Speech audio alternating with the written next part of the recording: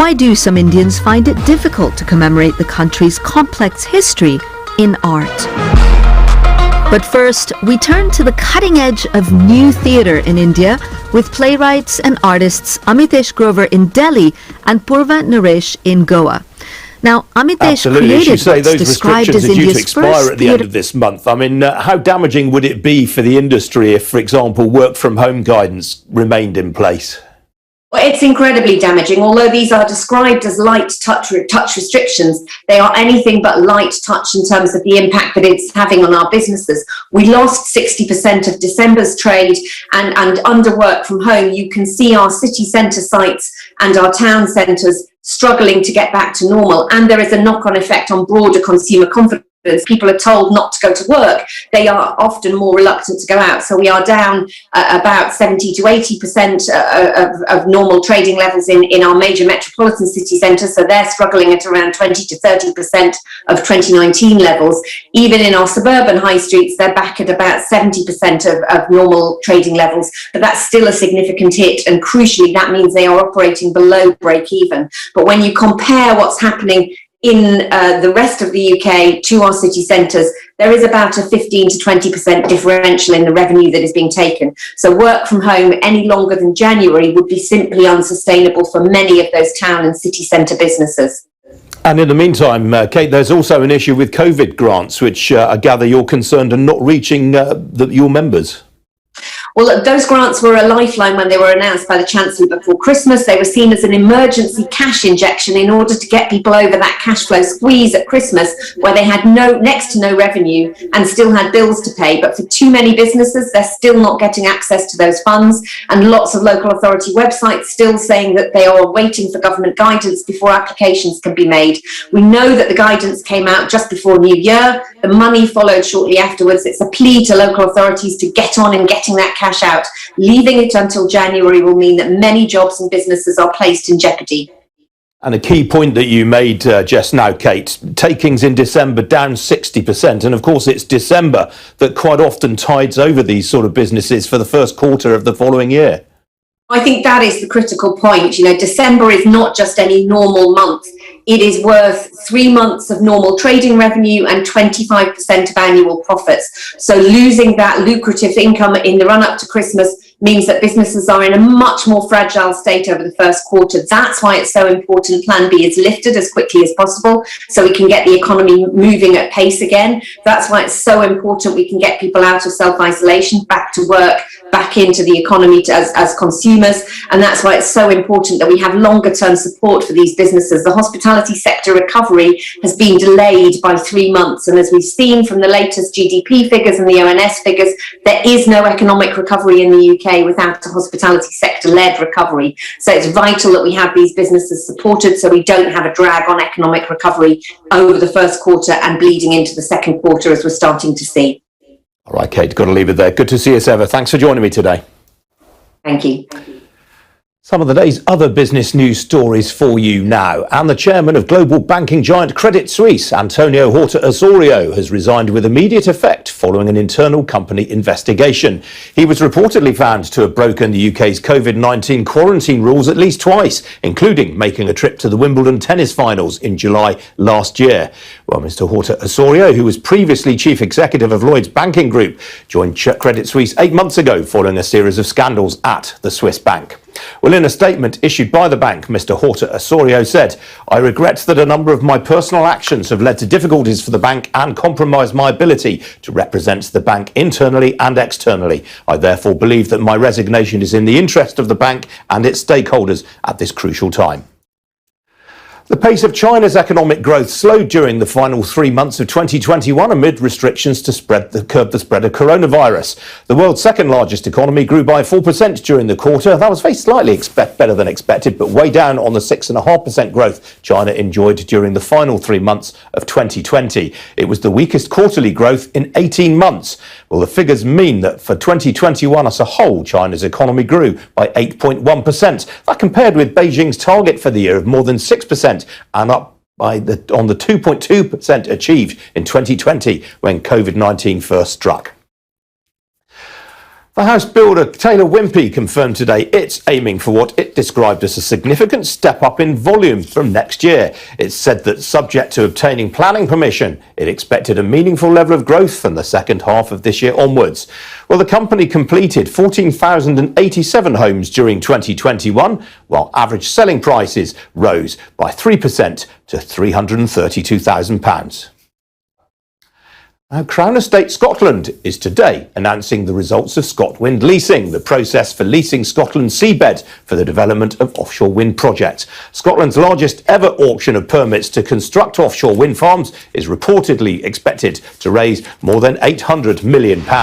But joining me now is the First Minister of Scotland, Nicola Sturgeon. She's visiting Windhoist, which is a turbine installation company in Irvine, and she joins me now. First Minister, welcome to you. What will you do with the sale proceeds, the auction proceeds? Well, that will be for the Scottish Government to decide in terms of our normal budgetary processes, but that is just one of the many massive opportunities that come from today's announcement. I mean, it's really hard to overstate how significant and important today's announcement is for Scotland's energy, environmental and economic future. I mean, this gives us the potential to meet our own energy needs from renewable sources. It's going to position Scotland as a major exporter of green energy, green hydrogen as well, and delivers massive economic benefits as well as the revenues that will flow to the Scottish Government. The estimate is that for every gigawatt of power generated from these projects in due course, there'll be £1 billion of investment in the supply chain, and that has the potential to create thousands, perhaps tens of thousands of jobs. So as we make this transition to net zero to meet the climate emergency, this helps ensure Scotland can do that in a fair and a just way that creates new jobs to replace those in oil and gas, for example, which we are in the process of transitioning away from. So this is perhaps one of the biggest, most significant days in terms of Scotland's energy and industrial future that we've had in a very, very long time. Really exciting. Do you worry about the impact on Scotland's fishing communities? I mean, we've spoken to a lot of fishermen who say that because of the destruction of seabeds caused by the turbines, they're having to go further out to sea to catch their fish. So yeah, I mean, the impact on our marine environment, including fishing opportunities, is one of the things that will have to be carefully considered now as we move from today's announcements through the planning and consenting processes. So there's a lot of work ahead. I mean, our sectoral marine plan envisaged about 10 gigawatts of energy from offshore wind developments. The sum total of today's projects that have been given these lease options would be perhaps 25 gigawatts, so significantly in excess of that current planning assumption. Now, we want to maximise our opportunities here, but of course you're right to say there are other users of Scotland's precious marine environment. So making sure that all of this aligns will be one of the key challenges over the period ahead. But, you know, that challenge has to be seen in the context of the massive energy, environmental and economic opportunity that this represents for us. Now, you touched just now on the decarbonisation of Scotland's energy industry. I just wonder why you're so opposed to the development of the Cambo oil field in West Shetland, given that it's surely more desirable for us to be having our own energy sources rather than buying it in from people like Vladimir Putin. I don't favour anything that makes us more reliant on imports, and I certainly don't favour anything that, you know, would compromise people's jobs and livelihoods. But we face a climate emergency. You know, I'm here in Irvine, the town I grew up in, as it happens, not far from Glasgow, that just a matter of weeks ago hosted COP26. We all have an obligation, a moral obligation, to face up to the climate emergency. And for Scotland, the UK, countries across the world, that means transitioning away from fossil fuels. But we need to do that in a way that protects jobs, that protects livelihoods, that doesn't increase our reliance on imports. So that's a careful journey that we have to undertake. But Scotland, as today's announcement is really illustrating for us, is in the happy, fortunate position of not just having had oil and gas resources for several decades now, but also having this abundance of renewable energy resource. So that puts us in a much stronger position than many countries facing up to this transition, and gives us the opportunity to do this in a way that secures our energy future, but also secures thousands, tens of thousands of jobs in renewable and clean energy sources. So, that's the opportunity Scotland has, and it's one that we're determined to seize with both hands. Now, more broadly, there's a big debate going on about the future of Boris Johnson right now. Do you think he should resign? Yes. Right. And, Douglas Ross, who's the head of the Scottish Conservatives, he was one of the first people to sort of come out and say so publicly. If Boris Johnson clings on, should Douglas Ross be considering his position? Look, I think you will find very few, if any, people in the Scottish Parliament and probably across Scotland who think anything other than that Boris Johnson should resign. He appears to have been serially breaching COVID regulations, but perhaps most importantly for somebody in his position, he has apparently not been honest and truthful about it in the accounts he's given to the House of Commons. So these are really serious allegations levelled at the Prime Minister. Look, I'm a critic of Boris Johnson at the best of times. I don't think it's any secret that I think the office of Prime Minister in the interests of the country would be enhanced by Boris Johnson's departure. But there are big issues of trust and integrity at stake now, and that's why I do think Boris Johnson should resign. Douglas Ross, I think, was right to call for his resignation. If that resignation doesn't happen, then I think there are questions about how the Scottish Conservatives can ever ask anybody to vote for a party led by Boris Johnson. But perhaps if you can encourage him to come onto your programme, these are questions that Douglas Ross is probably better positioned to answer than I am. Absolutely. Boris Johnson would be a big loss for you, though. He's been a great recruiting sergeant for the SNP.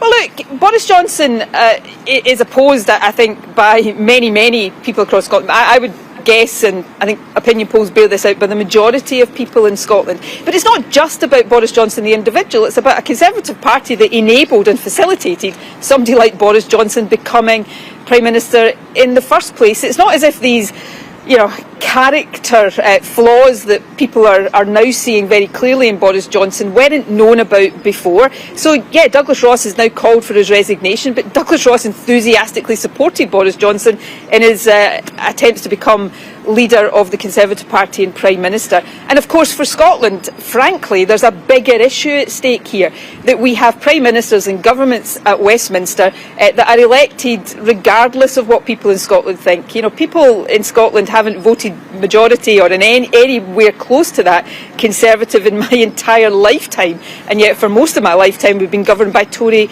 governments. There's a systemic democratic deficit at the heart of how Scotland is governed, which is one of the many reasons, as you know, I support Scotland becoming an independent country so that we can choose our own governments rather than have governments we don't want foisted upon us. Before I let you go, obviously you introduced tougher restrictions on Scotland's hospitality sector than we have down here in England. Given that transmission rates of Omicron have remained broadly similar in both countries, was that a mistake? Have you damaged the Scottish hospitality sector unduly? Well, firstly, just in point of fact, transmission rates are not the same in Scotland as in England. If you look at the latest ONS survey, it estimates about 1 in 20 in the most recent survey period in Scotland had the virus, compared to 1 in 15 in England. That's actually, although those headline figures perhaps mask this, that's actually quite a big difference. So transmission rates have been lower in Scotland. To be frank about it, at previous phases of the pandemic, we've had periods where they've been higher. But what's more important is not the comparison between Scotland and England, it's the comparison between where Scotland is now and where we might have been had we not taken sensible, proportionate steps to try to stem transmission. We're in a much stronger position than we would have been, which is why we are now today lifting the limits on outdoor events. I'll make a statement to the Scottish Parliament tomorrow setting out what will happen over the coming days. But the response of the public has been magnificent, as it has been throughout this pandemic, and that has put us into a better position, although it is still very challenging. And of course, again, unlike the government at Westminster, we are providing much more in the way of financial support for businesses in hospitality. And those businesses, of course, have been affected in England by the drop in footfall as people have responded to the latest Omicron threat. All right, First Minister, thanks very much for joining me this morning. It's much appreciated. Thank you.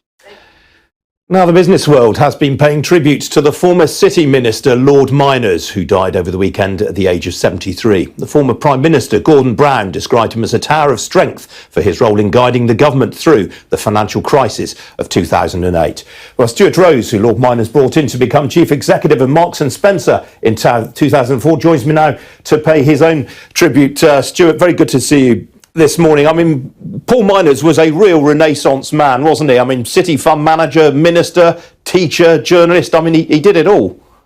Ian, you're absolutely bang on. He was unique in the fact that in business he straddled both the public sectors and the private sectors. But he was more than that. He was a very, very big man in the broadest possible sense. He was a proper man. He was a wise man. He was a man who had a big moral compass, and he was a man who knew absolutely the difference between right and wrong, and when to do the right thing and to call out people who were doing the wrong thing. Now, you, of course, worked with him very closely to repel Philip Green's takeover bid for M&S in 2004. What was it like working with him in that period?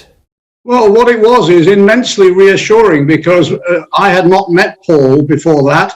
We were complete strangers. He was instrumental in bringing me in, but I knew from the minute that he put me in there with the approval of the board that I would get 100% support. He was giving me air cover. He was behind my back, and he let me get on with the job that I was brought in to do. And I never, ever had any doubt that the board, under Paul's leadership, were there to support me. And that's immensely, immensely helpful in a very stressful situation like a bid. And then he went on, of course, to become City Minister. I mean, he was instrumental in steering the economy through the financial crisis. Were you surprised at the way he rose to the occasion? No, I mean, Paul had a very, very strong intellect. He was absolutely on the button on all things, and he could absolutely cut laser-like to the core of any problem. He loved being in the cut and thrust of solving problems. He worked like a Trojan, and of course he had a magnificent sense of humour. He could defuse really difficult moments, but he loved being there, the centre of attention, but somebody who could make a difference, and he made an immense difference. Do you think the value of his contribution in that time was somewhat understated? Yes, I think it was. I mean, if I wasn't present, but I've often, until very recently, been saying to him, listen, Paul, you should do a little memo or a little minute about those days during the long nights when they were sorting out the global financial crisis and the contribution that everybody, including you, made. It was a very, very tough time. You remember, Ian, we could have slipped on the other side of the brink. Absolutely, completely agree. And of course, we shouldn't forget, he was also a very proud West Countryman. I mean, Chancellor of the University of Exeter, very, very proud Cornishman. I mean, one of the last interviews we did with him was about Cornwall. He loved Cornwall. His roots there. He had a house there, as you know. He was born there, but and he had that when he wanted to. He could turn on that Cornish accent, and that's where I hope that he'll be laid to rest. Absolutely, absolutely. Before I let you go, Stuart, obviously Marks and Spencer had their trading update last week. It's a while since you're involved in the business, but you must be quite pleased to see it's got a bit of wind in its sails now.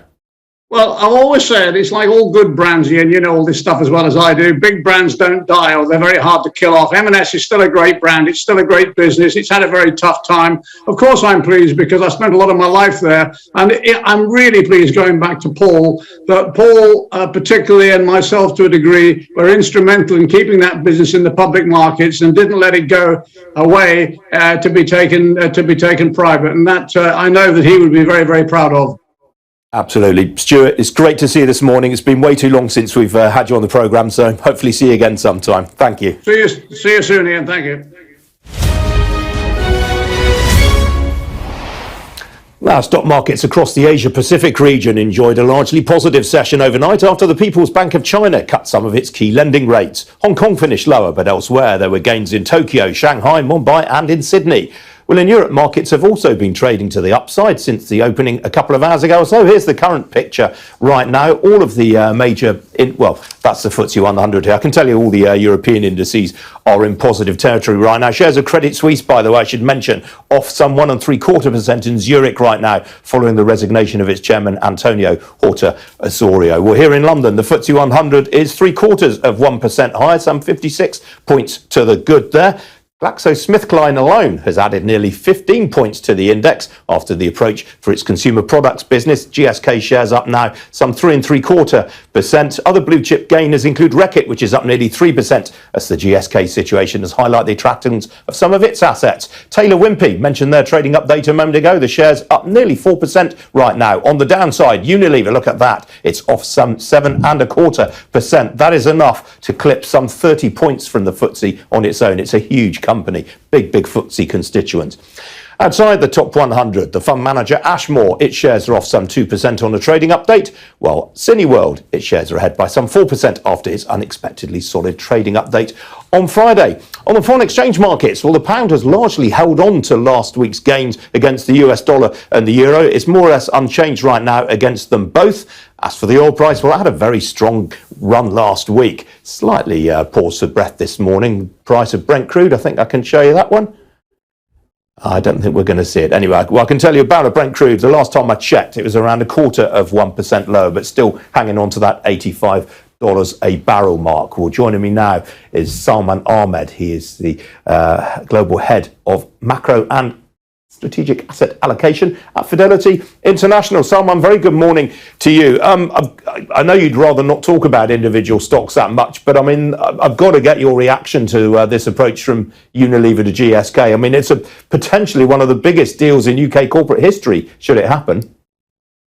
Definitely, Ian, and good morning to you and your viewers. Definitely, I think it's a very important development right now, and it's certainly showing the strength of the market and the deal making which is happening. So from a more global macro perspective, we see it as a sign of a very, viable and very strong dynamics which are coming through, which are moving from 2021. So certainly, if it happens, it will be a big development in terms of both size and scope. Do you think that this goes to underline what a lot of asset managers which have been saying for a while, which is that the UK's big blue chips are pretty undervalued compared with their global peers? I think it certainly plays to that theme, and we have been highlighting that for a while now, that certain parts of the UK markets are quite significantly undervalued. And then the kind of environment we are now finding ourselves where policy normalization is starting to take place. Commodities are still supported because of very strong demand and supply side issues, and the composition of UK market because it has exposure to commodity producers. I think that really bodes well from a valuation perspective, and now the macro environment is also starting to get consistent with that theme. Now, obviously, overnight, the big market-moving news was China. We had the GDP figures in. We also saw some more monetary easing from the People's Bank of China. I mean, clearly there's a bit of concern there about the pace of growth right now. There is a clear-cut decoupling going on. Last year's developments and the policy shifts were quite profound. And as you might have mentioned earlier, the zero-COVID policy is also having an impact on economic growth. So we have seen a momentum slowdown happening, and it was more or less expected. But I think with the policy easing which is going on, the extreme hard landing risks are coming down. And that's something which the market was very concerned about a few months ago. And I think as with additional easing and the numbers coming out, I think those risks are starting to become a little bit less active, if you will. In terms of the easing, I think it has also got to do with the timing of the Fed policy, because with the pivot the Fed has taken, there is hiking coming on. And I think some of the central banks like the PBOC would like to get some easing done before the Fed starts hiking, because it will become difficult to ease once the Fed is in a tightening mode. All right, Salman, always good to talk to you. Thanks very much for joining me today. Well, still to come here on Ian King Live. House prices are on the up again, with Rightmove saying it's had the busiest start to the year it's ever recorded. Welcome to Gabby Dave Global. We are UK-based in all beauty accessories, hair and beauty brands, natural aphrodisiacs, processed and dried unprocessed food. Our mission. Welcome to Gabby Dave Global. We are a UK-based online e-commerce store, the first of its kind with license to trade in African products. Some of the products are clothing brands and all beauty accessories, hair and beauty brands, natural aphrodisiacs, processed and dried unprocessed food. Our mission at Gabby Dave is to connect African and Caribbean businesses to customers globally. At Gabby Dave, we ensure our sellers get the best deal for their products. We are not just here to help you reach a wider audience. We are also a distribution center to support business growth by fulfilling orders to your customers from our warehouse, making sure customers receive their products on time. We are inviting all Black-owned businesses to trade on our platform because we strongly believe Africans have a unique brand the customer would appreciate globally. So get in touch today and let us make your product and business go far. Here are some of the benefits of using Gabby Dave Global. User-friendly platform, track your shipment, online support, transparent process, multiple SKUs, multiple products, a platform that encourages manufacturers as well as traders. Our marketing and PR interventions amplifies yours. Organized products and categories for easy access and navigation. Access to global community, especially within UK and Europe.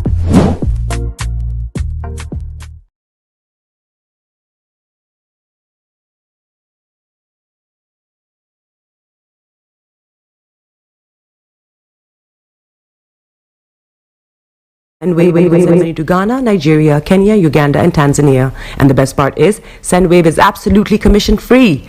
Our exchange rates are excellent. You can see for yourself by checking them out on our website.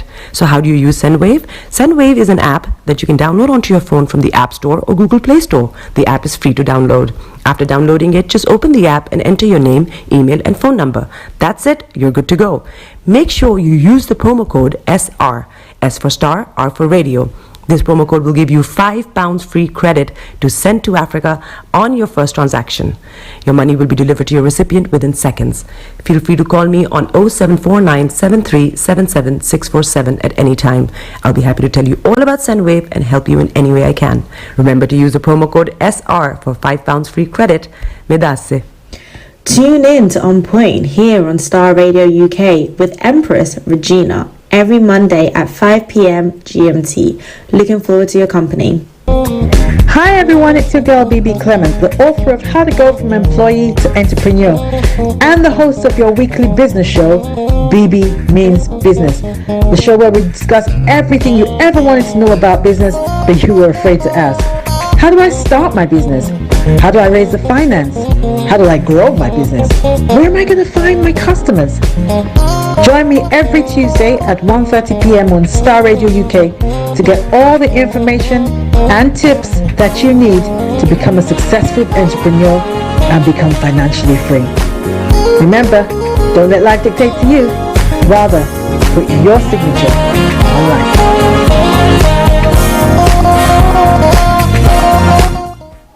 Hello, lovely listeners. Tune in to the renewed show with Charlotte. Make it a date to listen to me this and every Thursday at 5 p.m. on Star Radio UK. Tune in to an hour of power, an hour of encouragement, an hour to inspire you to stay positive and strong in this season. See you there and listen. Check me out. He tells me my energy is making him tired. Yes! How do you get the energy to do that? I've been told that I have a lot of energy, but my goodness, I think today I have met my match, people. I have met my match, Miss Suzanne. Wow, amazing. One of the things that's the start of the darkness. The of darkness. So what did that myself and the world will adjust. And 2019. Forget the proverbial boardroom. Join me, Simone Frazier, on The CEO, the program that gives you the driving seat over your life. Every Tuesday, 8 p.m. only on Star Radio. Hi there. Are you dreaming of owning your own house in Ghana? Then you will need a well-documented piece of land that is free from troubles. I highly recommend My Africa Property for any size of land that you will need. With My Africa Property, lands are available in Pram, Sopoli, Tohenia, Ogome, Dodova, Winneba, and many other locations at affordable prices. These locations are about an hour away from the airport, only 35 minutes from the motorway, 10 minutes drive from Central University College, 10 minutes drive to the beach, and close to Prum Prum Senior High School and Ghana Men's Soccer Center of Excellence. For more details, visit our website www.myafricaproperty.com or call our UK office on 0208 123 2523.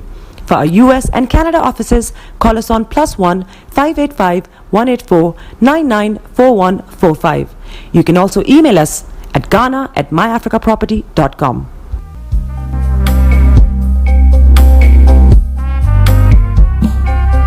Are you looking for the fastest, reliable, and trustworthy door-to-door shipment company? Well, look no further. When was the last time your family received a shipment back in Ghana on time and in time? You are not sure?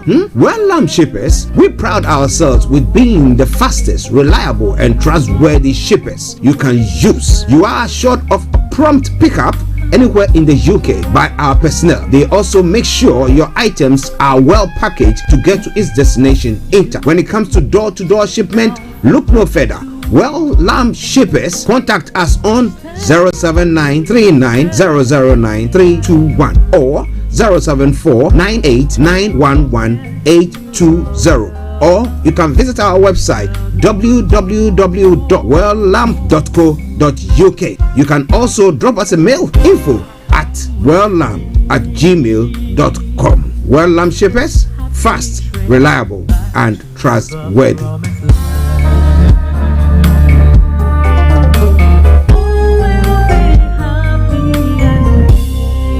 Getting onto the property ladder has never been easy until now. Join us this and every Thursday from 7 p.m. to 8:30 p.m. live on the Property Hour Show on Starr Radio UK, where we talk to mortgage brokers, property developers, estate agents, landlord, tenant, property consultants on how to invest or get into the property business and make money. You can't afford to miss this. The Property Hour Show is your best source into the property industry. Hi guys, this is your friend Uruj from SendWave. SendWave is a money transfer app that is used by people all over the world to send money to their loved ones in Africa.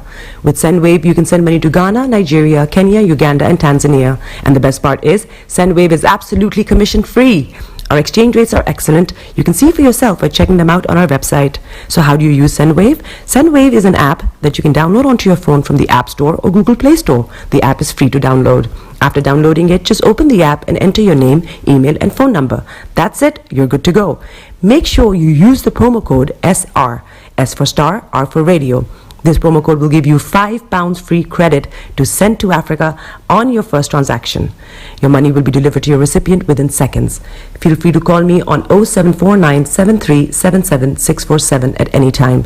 I'll be happy to tell you all about SendWave and help you in any way I can. Remember to use the promo code SR for £5 free credit. Medasse. Tune in to On Point here on Starr Radio UK with Empress Regina every Monday at 5 p.m. GMT. Looking forward to your company. Hi everyone, it's your girl BB Clement, the author of How to Go From Employee to Entrepreneur and the host of your weekly business show, BB Means Business, the show where we discuss everything you ever wanted to know about business but you were afraid to ask. How do I start my business? How do I raise the finance? How do I grow my business? Where am I going to find my customers? Join me every Tuesday at 1:30 p.m. on Starr Radio UK to get all the information and tips that you need to become a successful entrepreneur and become financially free. Remember, don't let life dictate to you. Rather, put your signature on life. Turn it on. Turn it up. It's your mouth. Show them you got the cocoa set. Ladies and gentlemen, it's your boy Harry Song, aka Mr. Songs. This is the Kingmaker Baba for the girls. We're here. This is Starr Radio. Don't go nowhere. UK, London. We call them London for home. We're here. We call them London. And I sabi you know, just have fun and stay blessed. Hi there. This is CJ Buckman, your life coach. And whenever I'm in London, I listen to Starr Radio UK right here. But guess what? You can listen to wherever you are. Online, on mobile, and soon on DAB. This is Starr Radio UK, the leading Afro-Caribbean radio station in London. The best radio show. Broadcasting worldwide, online 24/7. All around the world. In your car. At work. At home. On your smartphone. This is Starr Radio UK. Are you ready to turn it up? 10, 9, 8, 7, 6, 5, 4, 3, 2, 1. Though your heart is aching, smile even though it's breaking. When there are clouds in the sky, you get by. If you smile through your fear and sorrow, smile and maybe tomorrow you find that life is still worthwhile if you just smile. Hey, this is Archie and you are listening to Starr Radio UK and the Morning Show.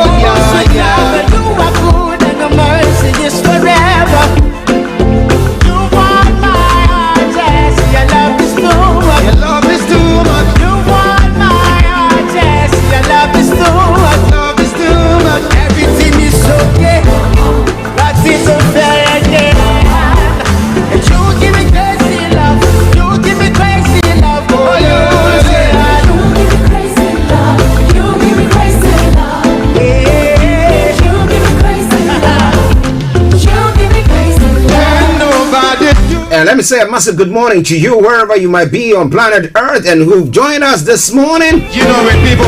Oh, yeah. Jesus. Unfortunately, those of you who follow us on the Facebook transmission, we are not live on Facebook, but we are live on our app, Starr Radio UK app. We are live on the YouTube and the Twitter, Periscope as well. So go there and check us out. But I'm saying good morning, good afternoon, good evening, good dawn to you wherever you might be on planet Earth, and those of you on other planets as well. I salute you all and I welcome you to the Monday edition of the morning show. Today is the 17th day of January the year 2022.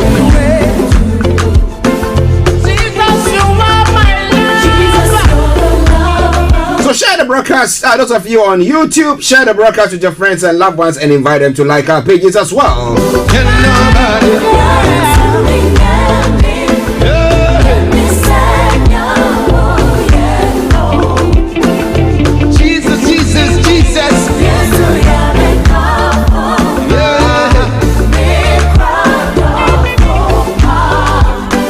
I seem to be looking down, but don't you worry at all. As I will say, I'm still in control. Okie dokie do. Let me say good morning to my colleagues, Mr. Frank Davis, Mr. Laimi Koiki, Kojo D, wherever you all are. Gentlemen, good morning to you. HRH Linda Pallien all the way in Cyprus. I salute you, my lady. I hope you are doing very, very well. Hopefully she's going to be doing an ass this afternoon. Exactly at 12:45. MC Special good morning also to my able producer, Mr. Francis Guy. Felix all the way in Aberdeen. I salute you, sir. Hope you are all doing good.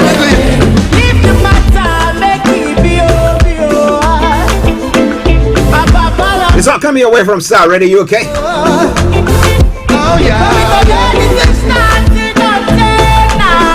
So from now to 1 o'clock, when we bring the program to a close, I'm going to be a captain. I'm going to be in the helm of affairs and making sure that you get to your destination in peace and not pieces. Felix, good morning once again. To our listeners, those of you in the US, those of you in Europe, those of you in other parts of the world, I salute you all and I welcome you to the program.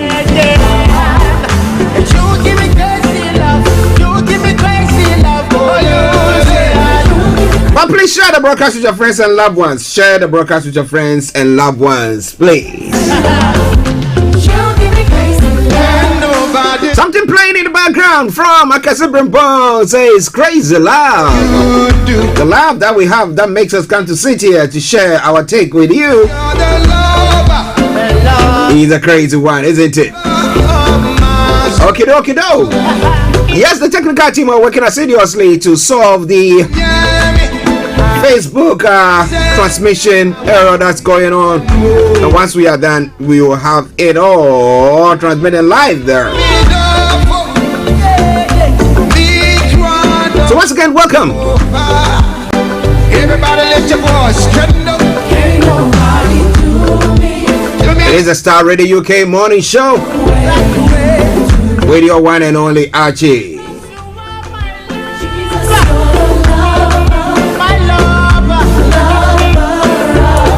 Okay, since the time is been expanded so much already and we are behind time, 11 minutes to the top of the hour, let me just crack on. I'm going to bring you the quotes for the day, the weather forecast and the travel updates. And I'll move on from there to have a look at some of the stories making the rounds across the globe, known as Global Trotting. Then exactly at 11 o'clock, we'll start bringing you some details of the stories making the rounds across the globe. We'll be starting from Nigeria and then we'll come to the UK and then we'll follow suit from there. But there are two issues that are still going on I want to have your take on. We have the Prime Minister, because of this Partygate issue, some are calling for his head. We have some of his own MPs even calling for his head now. Well, they've not gotten into the number that will cause the 1922 group to maybe kickstart a leadership contest. But they think that he should leave because somebody would say, look at how he handled the pandemic. You know, we talk about the furlough scheme, we talk about the bailout, the various funds that was given to various firms to make sure that things are taken along. And if you look at the economical prospect of the country at the moment, compared to all other countries that were also, across the globe, you see that the UK is doing better than most of them, if not the first. But it's all coming away from Starr Radio UK.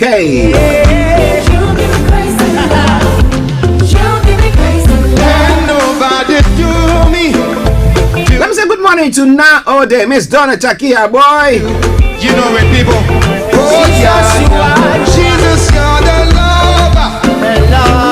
The lover of my soul. And then in Ghana as well, we're going to be looking at the security details of the Speaker of Parliament. Now, information coming through shows that the military, who are part of the security details, have been withdrawn. Now, is this something to gag him? Because meanwhile, we have the president having his security details, which includes some military personnel as well. So the police, a mixture of the police and the military, the vice president as well, the AG, the attorney general, the EC chair. I bet the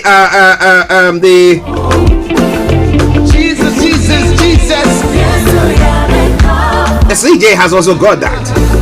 So how come that of the Speaker of Parliament is being withdrawn? They say that there are lots of things that are saying. Someone saying, oh, it was a mistake. The military high command saw that, oh, it was a mistake. But if they are withdrawing that and they are not going to bring them back, I mean, then we have a problem. If again, the question that I was asking this one, pondering over the whole thing, was that if it had happened that maybe they said, oh, we saw that there was a mistake in there and therefore there is a need to rectify it. Okay, now in rectifying it, so we've brought these people to come and replace those who were detailed to him.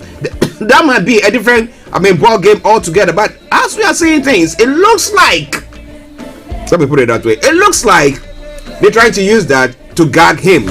So now that they've withdrawn your military who are part of your security detail, doesn't make him susceptible to attacks or anything of the sort, and would that actually make him now decide to say, okay, well, I have to work with the executive, and therefore he wasn't the one who told voters to vote MPs at par. Well, I want to have your take on all that. But it's all coming away from Starr Radio UK, your favorite African and Caribbean radio station in London. Bringing the time now to 6 minutes past to the top of the hour. I am Archie, of course. Now stay with me, don't you go away. And let's make it.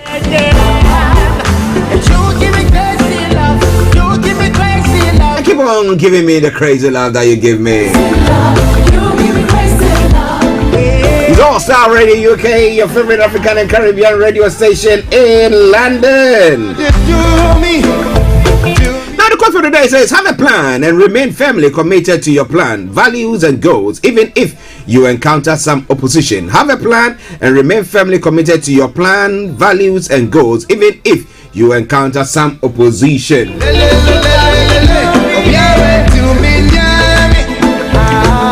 Straight to the weather front.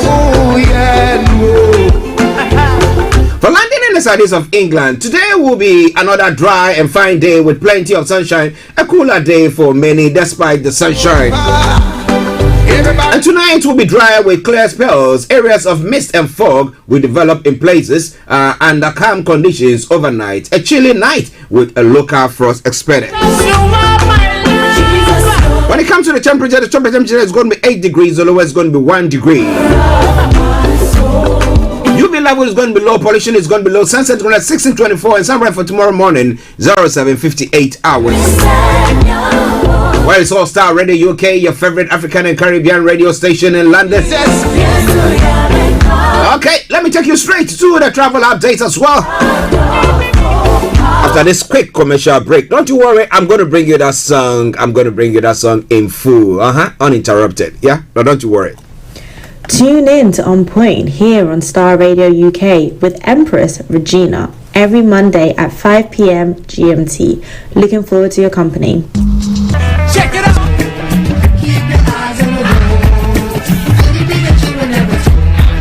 This is Starr Radio UK. Okay, so keep your eyes on the roads, and keep you navigated. I promise I'll on the Starr Radio UK travel update that comes your way every weekday from 10:40. It's now 10:56. So, how has your travels been? This morning traveling on the Right then, highway overpass to the Wellesley Road down to St. James's Road. My goodness, there was a pile up there.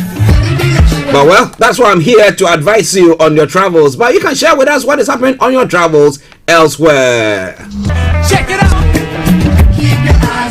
Okay, so on the underground this morning in London, the Waterloo City line have got planned closures, and Northern line have got part closure and minor delays until Saturday, from Saturday the 15th of January until mid-May 2022. No service between Moorgate and Kennington due to major upgrade works. London bus routes 733 will operate between Moorgate and over via Bank, London Bridge, Barrow, Elephant and Castle and Kennington on Monday to Friday. So please check before you leave. And still on the Northern line, minor delays between High Barnet and Camden Town due to train cancellations. No service between Moorgate and Kennington due to planned engineering works. Let aside all the others, good service. London Overground, DLR, London Tramlink, all in good service. I'm moving on straight to the river bus. Apart from the Woolwich Ferry that's suspended, all the others have got good service there. But keep your eyes on the roads. Keep your eyes on the roads. I will keep you navigated. I promise I'll be on the Starr Radio Traveler update that comes your way every weekday from 10:58 the time. I'm moving on straight to the National Rail. On the National Rail, Cross Country has got special service. First Train Spencer and Express, special service Gatwick Express, special service Great Western Railway, special service Great Anglia, special service London North Eastern Railway, special service there Northern Rail, special service ScotRail, special service Southern, special service Thameslink, special service and Transport for Wales, special service there as well. So keep your eyes on the roads, keep your eyes on the roads, and we'll keep you navigated. I promise, our bond. Moving on to the final segment of the travel update for you today.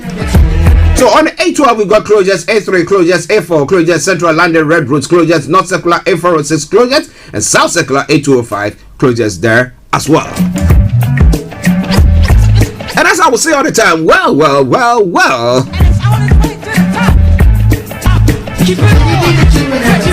Good morning, good afternoon, good evening, good dawn to you wherever you might be on planet Earth. Enjoy your commute for today, but you know what? Continue to keep those eyes on the roads. Hi guys, this is your friend Uruj from SendWave. SendWave is a money transfer app that is used by people all over the world to send money to their loved ones in Africa. With SendWave, you can send money to Ghana, Nigeria, Kenya, Uganda, and Tanzania. And the best part is, SendWave is absolutely commission free. Our exchange rates are excellent. You can see for yourself by checking them out on our website.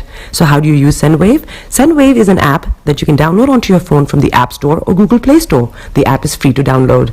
After downloading it, just open the app and enter your name, email, and phone number. That's it. You're good to go. Make sure you use the promo code SR. S for Star, R for Radio. This promo code will give you £5 free credit to send to Africa on your first transaction. Your money will be delivered to your recipient within seconds. Feel free to call me on 0749 7377 647 at any time. I'll be happy to tell you all about SendWave and help you in any way I can. Remember to use the promo code SR for £5 free credit. Medasse. Here on Starr Radio UK with Empress Regina every Monday at 5 p.m. GMT. Looking forward to your company.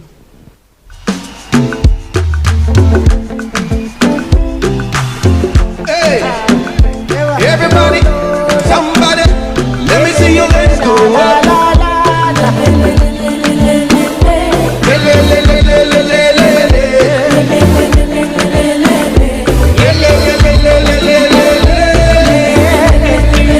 This is Starr Radio UK.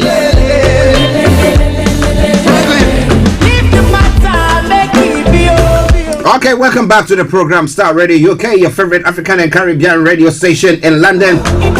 Oh yeah.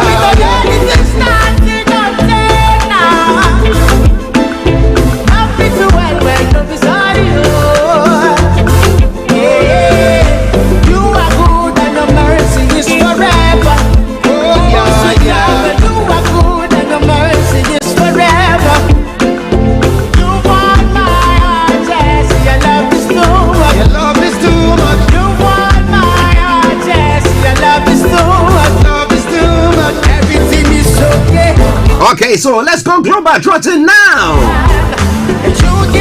As I said, let's start the program, and we apologize sincerely for our listeners, our viewers on the Facebook. We are not live there, but we have a post there, so go there and have a look at it. Can nobody do me like the way you do? You know it, people. Oh, yeah. Jesus, you're the lover of my soul. Well, Jesus is the lover of my soul. I hope that is the lover of your soul as well. 2 minutes past 11 the time. And when it comes to stories making around this morning here in the UK, 2 teens held in UK over Texas synagogue siege. Now, Britain's Malik Faisal Akram died in the standoff with police after taking 4 hostages.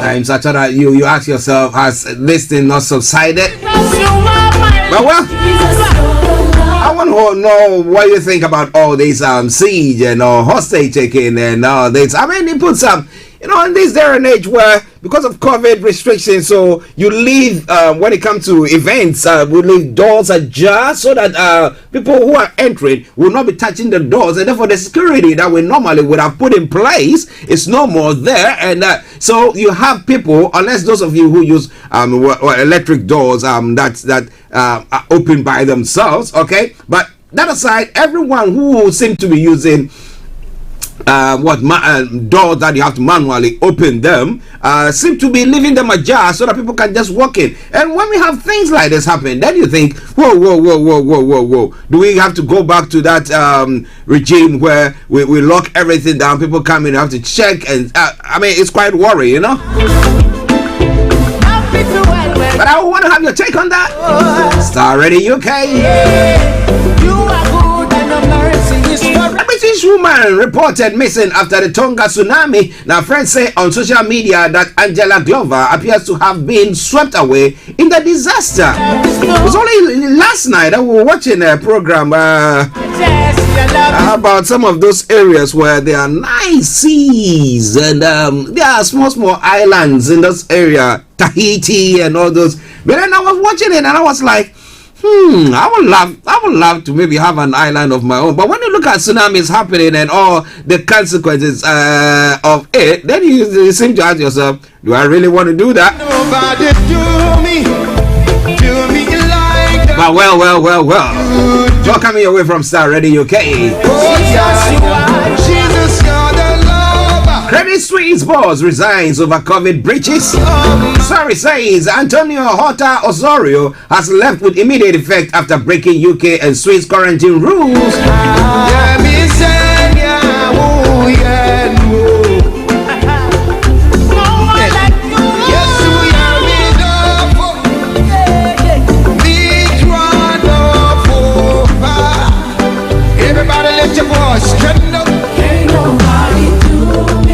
It's all coming your way from Starr Radio UK, your favorite African and Caribbean radio station in London.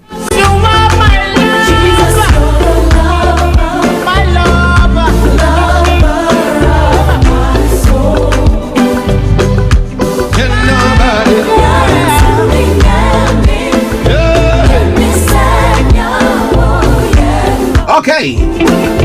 Jesus. Royal Navy to take over Channel Migrant Operation. The change will free up Home Office officials to focus on asylum reforms, and government source have said. And COVID isolation cut to 5 full days in England. People can now stop quarantining earlier as long as they produce a negative lateral flow test. That's the question,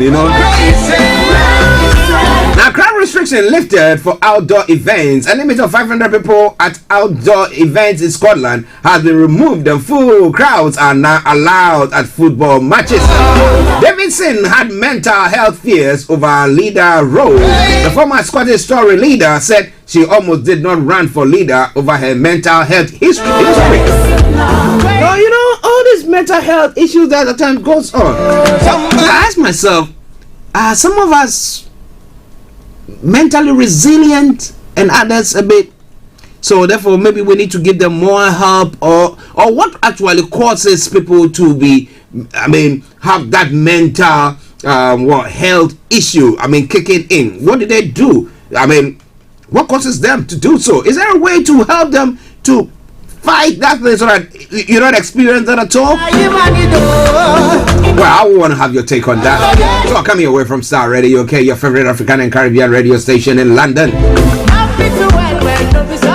2 from Tsunami Unclear from isolated Tonga. Significant damage has been reported, but with communications down, the skill is unclear.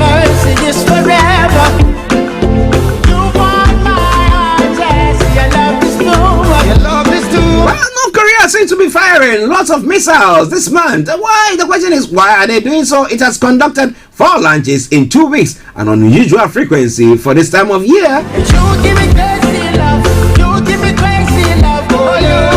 And thousands without power as US hit by winter storm. Flights have been cancelled as the dangerous storm brings snow and high winds to much of the country. And nobody do me like that. And Netanyahu's case could be dropped in a plea deal. The former prime minister is discussing terms which could see a dramatic end to his criminal trial. After all, he's a former leader. Let me give him a break. Someone say, what about Jacob Zuma? What about Jacob Zuma? Well, Baldwin has handed phone to rush shooting investigator. Cinematography Helena Hutchins was shot whilst filming the movie Rust, starring Mr. Baldwin. U.S. warns of Russian false flag Ukraine operation. Russia is plotting to stage acts of provocation to create a pretext to invade Ukraine, a U.S. official has said. I'm talking about this a few times. I will say that nothing is going to be happening because Russia will not want to do so. But the question is, if they did that to part of Ukraine already, why can't they just get on with it?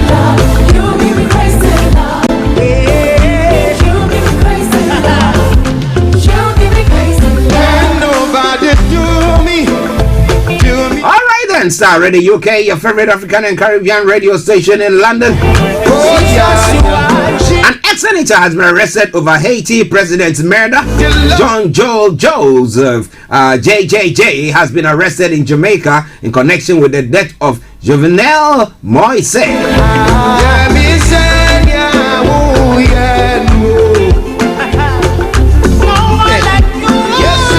And moving on straight to Europe, Djokovic visa ban could end early. Australian Prime Minister is saying the tennis star cannot obtain a visa for 3 years after losing an appeal, but the Prime Minister suggests this is flexible. Okay, how flexible is flexible?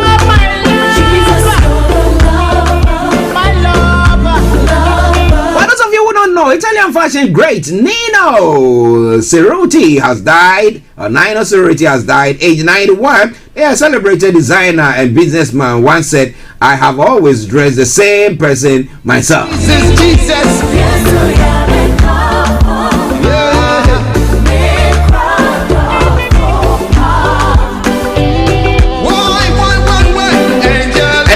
Minister has been accused of state secret leak. The case against Klaus Hjort Fredrickson, my apologies, comes after an ex-intelligence chief faced similar charges. It's all coming away from Starr Radio UK, your favorite African and Caribbean radio station in London. Yeah, crazy love, crazy love, crazy love. You give me crazy love.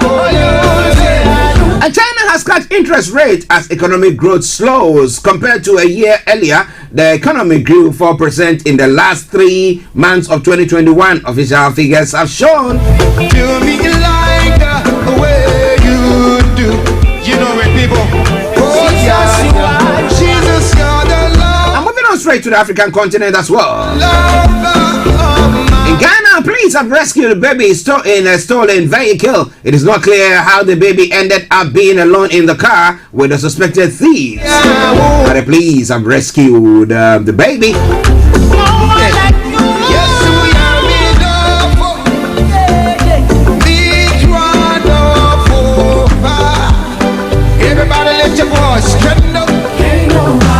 Thousands killed and others kidnapped in Nigeria. Some of those killed were shot while others had their throats slit.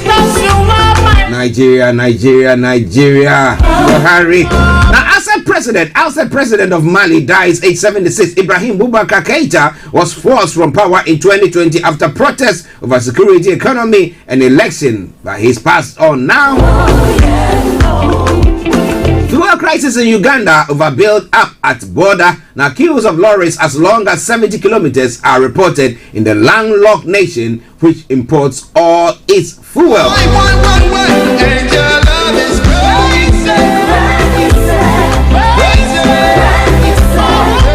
In the African Cup of Nations, Equatorial Guinea stands holders Algeria. Equatorial Guinea stands Algeria to leave the defending champion on the brink of a group stage exit from the African Cup of Nations.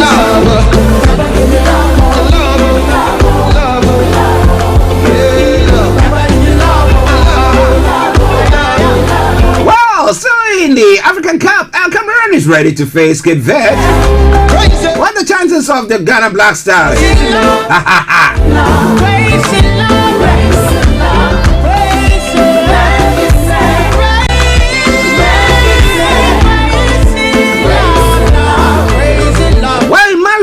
Mali leaders are joining thousands at anti-sanctions rally. That's how they can demonstrate and do everything. But the question is, well, because we've got they've withdrawn the various ambassadors from the various from Mali to the various countries, and therefore whatever you do, they'll say that, well, it's not our economy that's suffering, it's your economy though.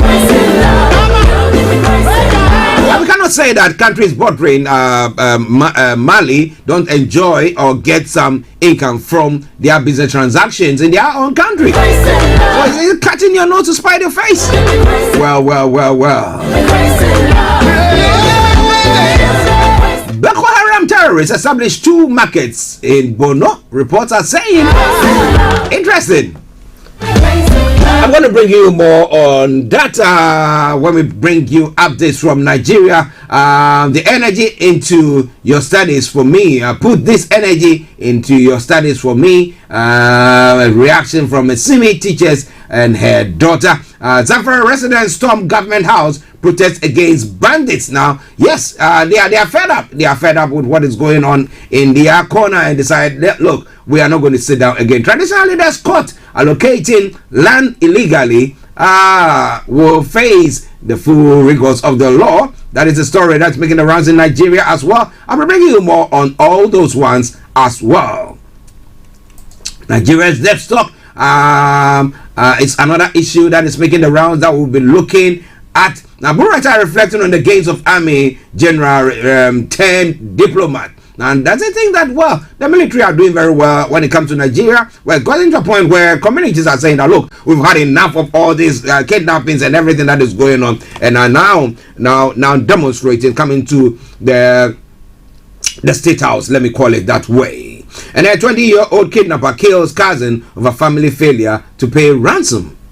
That's how bad the situation has gotten to now. And Zamfara school resumes January 17, and gunmen kidnap another paramount paramount chief in Plateau. So this and a lot more we're going to be looking at. And when it comes to Nigeria, they stay there, don't you go away.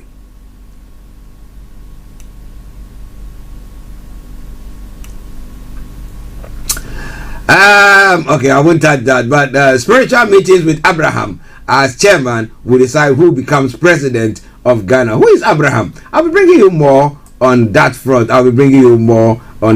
is this Abraham that they are talking about? And they are going to decide who is going to be the president. Really? Okay. And then withdrawal of Al Bagba's military guards, shameful, politically motivated. That's the big issue that is going on in Ghana at the moment. But I want to have your take on that. State must fund political parties. We've said this time and over again. But what do you think? Is it about time? With everything that seems to be happening, would the state have enough funds to do that?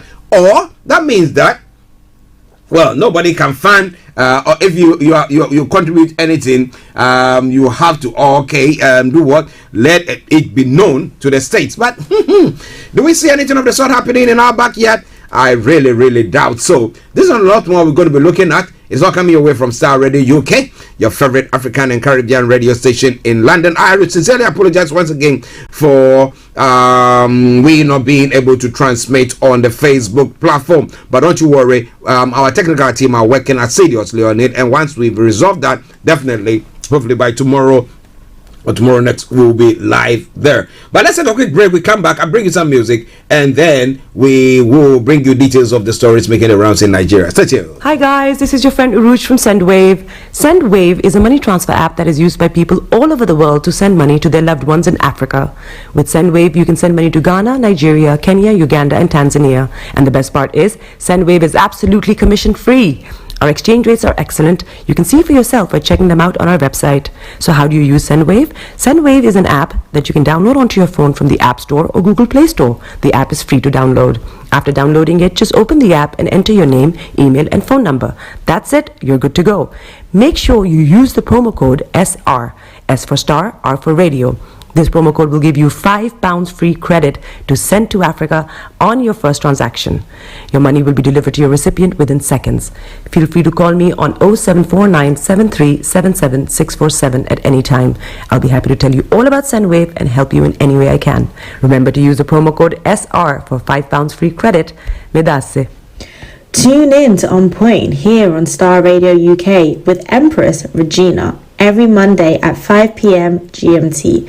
Looking forward to your company. Hi everyone, it's your girl BB Clement, the author of How to Go from Employee to Entrepreneur and the host of your weekly business show, BB Means Business, the show where we discuss everything you ever wanted to know about business but you were afraid to ask. How do I start my business? How do I raise the finance?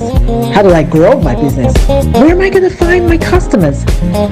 Join me every Tuesday at 1:30 p.m. on Starr Radio UK to get all the information and tips that you need to become a successful entrepreneur and become financially free. Remember, don't let life dictate to you. Rather, put your signature on life.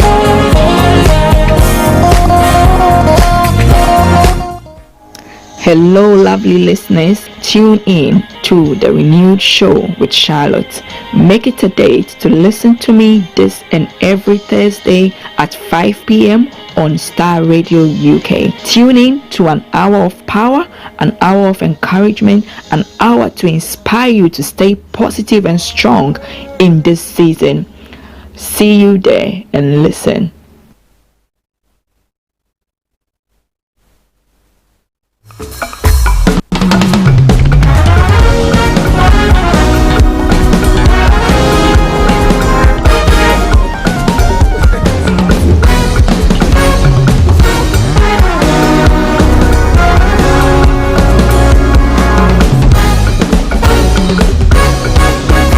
Yesu ni wangu wa uzima wa milele. Yesu ni wangu wa uzima wa milele.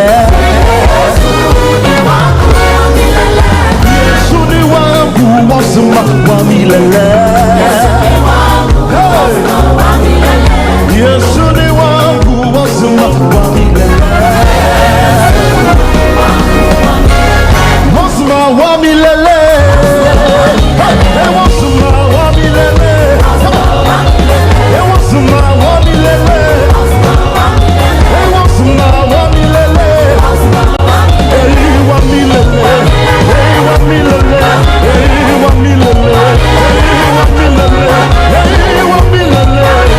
In your car, at home, on your smartphone.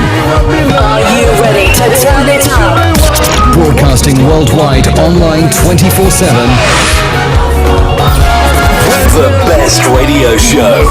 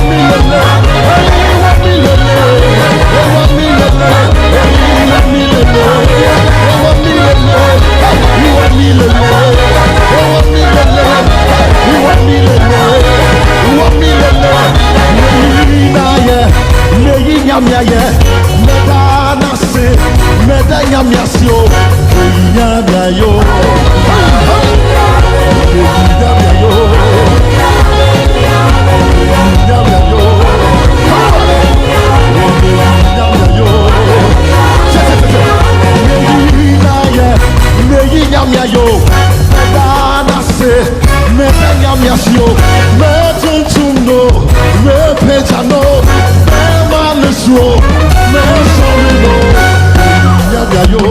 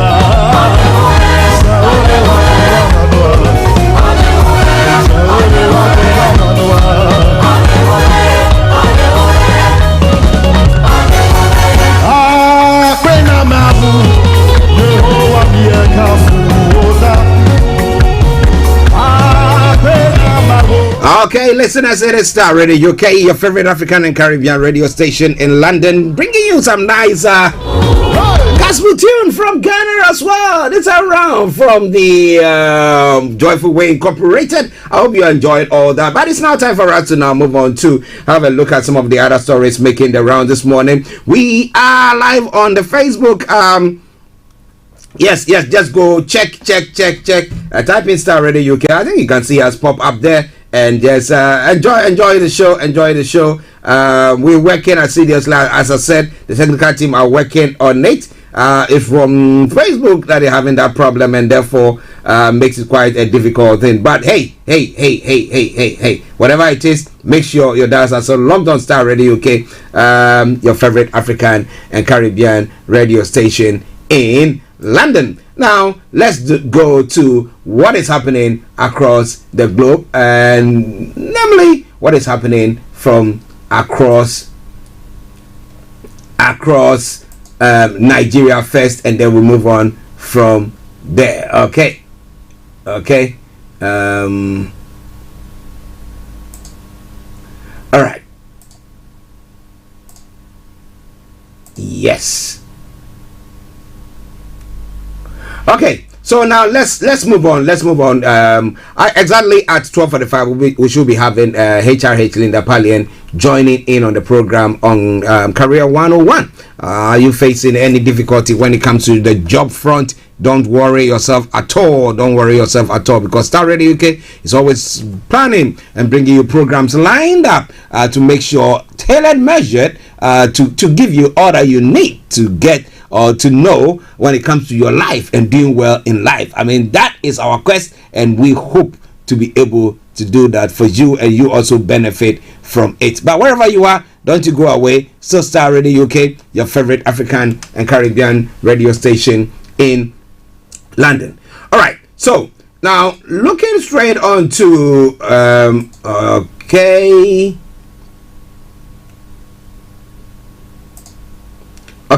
looking straight on to some of the other stories that is making the rounds, especially from Nigeria. Let's quickly go on there, bringing the time 28 minutes past the top of the hour. Now, gunmen kidnap another paramount ruler in Plateau. Now, the story says that, well, today, that's January 17, gunmen suspected to be kidnappers have abducted HRH Dagayan Balak Got the Da Guan Ray of Wang district of Jos South local government. Now, area of Plateau State. They will gather that, the World Newspaper gathered that the paramount ruler was kidnapped on Sunday night on his way home to Vom, a few meters from the gate of the National Institute of Policy and Strategic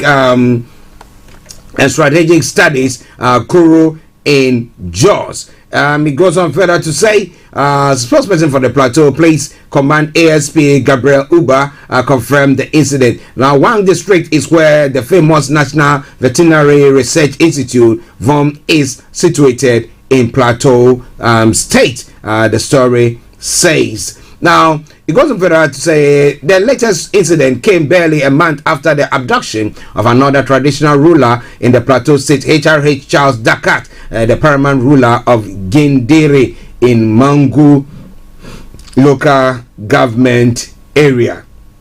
It is Star Radio UK. It is your favorite African and Caribbean radio station in London. Moving on straight to some other story in making the rounds in Nigeria. Still, we have Buratai reflecting on the gains of the army General 10 diplomat. Now, what is he looking at, and how is he looking at the situation that is going on in Nigeria when it comes to the insecurity issues? I still think that Nigeria is making some gains when it comes to that. I want to have your take on that. I really want to have your take on that. But wherever you are, don't touch the dial. It is Star Radio UK. It is your favorite African and Caribbean radio station in London. Bringing the time now to exactement 11:30. Now, the story says, when he served as Nigeria's chief of army staff and leader of the counter-insurgency operation, Ambassador Lieutenant General Taka Yusuf Buratai stretched his last energies to save his country from the twins of insurgency and insurrections. He donated his life and strength to the cause of liberating humanity to the best of his capacity over the past 6 years in leading the battle in trenches. Okay, interesting. Did he lead any battle there? Okay, so but life has mixed experiences, some pleasant and others unpleasant. Thus, Buratai has been publicly arbitrated, maliciously, accurately eulogized based on who holds the other hand of the stick, as ennobled by his personal perceptions. Nonetheless, he is not exhausted yet. There are still a lot of treasures embedded in Buratai unknown to many Nigerians. He is a mystic of some sort with multi-layered and ingeniousness. It's easy to describe him as a soldier of the trenches or a warmonger of the finest breed, and it's also very appealing to denote General Buratai as an administrator of rare configuration in military circles. His service records yawns with uncommon accomplishment. Well, that is what they are saying about him. Is it the reason why we still have The Ododuwa leader are still incarceration. Is it because of him? Well, it is all coming your way from Star Radio UK. It is your favorite African and Caribbean radio station in London. Share the broadcast with your friends and loved ones and invite them to like our pages as well, as I've said earlier on. Share the broadcast, share the broadcast, share the broadcast. Okay. Okay, interesting. All right then. So moving on to some other stories making the rounds this morning. Now let's Nigeria's total debt stock rose from 32.9 trillion as of December 2020 to 39.6 trillion in November 2021. Minister of Finance, Budget and National Planning, Mrs. Zainab Ahmed, has disclosed. Now she goes on further to say, Ahmed, in her presentation of the 2022 approved budget, revealed that the government borrowed 6.7 trillion between January and November 2021. The new borrowing in the period under review consists of 5.1 trillion domestic debt and 1.6 trillion foreign debt. The domestic debt, however, includes borrowing from the Central Bank of Nigeria, CBN, according to the presentation document. The Debt Management Office, the DMO, had in March 2021 disclosed that country's total public debt stock was 32.9 trillion as of December 2020.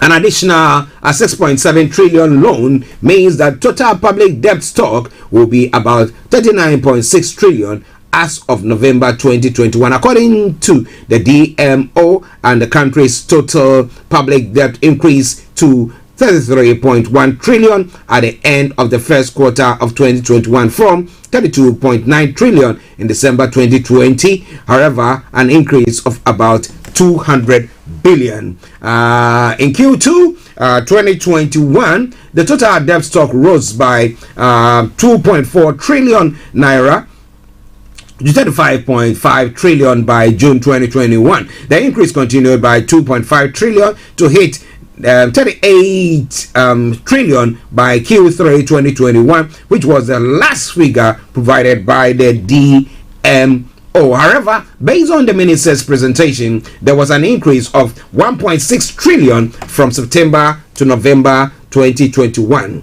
The story says that the minister defended government borrowing and the country's debt level, insisting the country had a revenue challenge and not a debt problem, adding that the debt level was still within sustainable limits. Okay.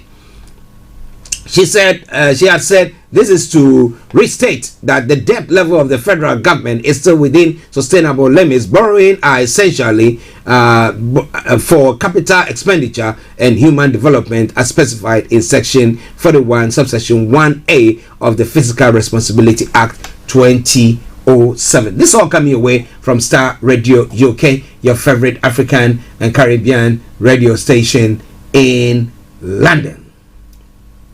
Well, it seems the government seems to be flexing its muscles when it comes to Nigeria. And this time around, the story that is being shown says that, well, traditional leaders caught allocating land illegally will face the law. That's why the federal, the traditional leaders, local chiefs and district chief in Abuja, Nigeria's capital, have been warned to desist from illegal allocation of lands to unsuspecting individuals, as anyone caught allocating land to individuals illegally will face the full wrath of the law. The warning is coming at the time authority of the Nigerian Federal Capital Territory Administration, that FCTA, is grappled with the challenges of removing illegal structures and putting a stop to all forms of illegal developments within the nation's capital. Now, speaking in the mind of the FCT Minister, Malam Mohammed Musa Bello, the Mandate Secretary, Area Council Services Secretariat, Alhaji Ibrahim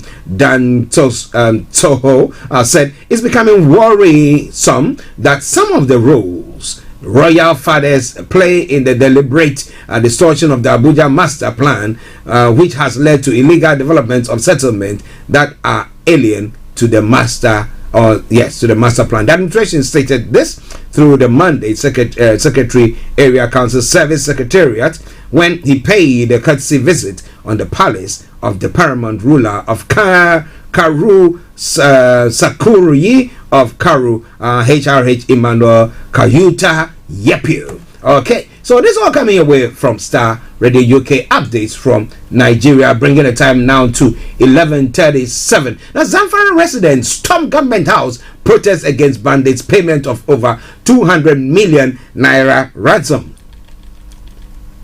Now, residents of Nahuche community in the Bungudu local government area of Zamfara state have taken to the street to protest the rate of insecurity in the region. The protesters on Sunday expressed their anger over the incessant attacks on their community by bandits. The protesters, who carried placards with various inscriptions, besieged the entrance of Zamfara state government house and Gusau, insisting that they had lost prominent personalities in their communities, including one Al-Haji Hadi Baban Geme, to a reckless armed kidnapper over even after payment of 35 million naira as a ransom. They also claimed that the people of the Nahuchi community had paid money worth over 200 million naira as ransom to kidnappers, and yet we are not allowed to enjoy peace. Now, after the demonstrations, a former chairman of the Bungudu local government, Alhaji Musa manager Nahuchi, told journalists that people in the town no longer slept, saying many people were kidnapped from the village last Saturday and are still in captivity. Now, he further said many people of the community have been with the kidnappers for a long time, adding that on Saturday another set of people had been kidnapped as well. Now, have they gone to a point where now the citizens have to take the laws into their own hands to see to their own protection, give them arms and whatever, or form a community, what do you call them, arms group or something, who will be fighting for their own cause or for their own protection? I want to know what you think about all that. It's all coming away from Star Radio UK. The final story before we bring you a musical break. A faction of the Boko Haram terrorist group has established 2 open markets in Borno State. I call them daredevils. The story says a faction of the Boko Haram terrorist group has established 2 open markets in Borno State, Niger. The Dread Group, according to Sahara reporters, had set up a market in Daban Gajiri, located very close to Bowa Bakin Dam, and another in Tamfala in the Mati local government area. It was reported that the established markets are expected to be open for business on Wednesday and Thursday of every week. It is not the first time that insurgents will invade a community and thereafter establish markets, determine levies and fees for traders, as well as collect revenues. Now, recently, troops of the Nigerian Army shut down the Song cattle market in Adamawa State for allegedly transacting with Boko Haram terrorists. The army, allegedly members of the dreaded group, were sending rustle cattle to be sold at the popular market hub. Now, the news reporters understand that the shutting down of the market had caused commotion, as some traders alleged the action of the military comes after their refusal to yield to the army's request of huge amounts to allow them to transact business. An aggrieved trader who reportedly spoke to one news agency said that the soldiers had demanded millions of naira from the traders association overseeing the market, a request they did not yield to. So bandits are taking money from you, are requesting or levying, you are taking your money, and on the other hand we have the military who are there on the ground to help protect you, also taking money. So they are at what? The mercy of both of you? What exactly is happening in Nigeria? Well, there is only one way to find out. I'm going to bring you the song, Nigeria Under Pressure. But let's take this commercial break, and once we come back, I'll bring you Under Pressure from Raskimono. Welcome to Gabby Dave Global. We are a UK-based online e-commerce store, the first of its kind with license to trade in African products.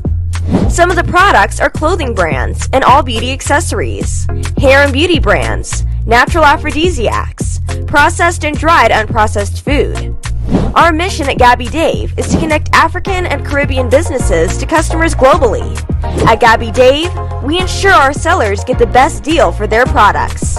We are not just here to help you reach a wider audience. We are also a distribution center to support business growth by fulfilling orders to your customers from our warehouse, making sure customers receive their products on time. We are inviting all Black-owned businesses to trade on our platform because we strongly believe Africans have a unique brand the customer would appreciate globally.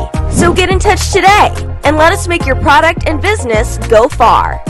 Here are some of the benefits of using Gabby Dave Global. User-friendly platform, track your shipment, online support, transparent process, multiple SKUs, multiple products, a platform that encourages manufacturers as well as traders. Our marketing and PR interventions amplifies yours. Organized products and categories for easy access and navigation. Access to global community, especially within UK and Europe.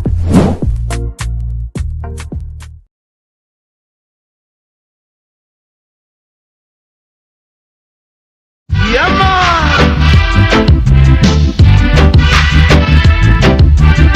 I hope you compare to sing to this rhythm after seeing all what's going in Africa.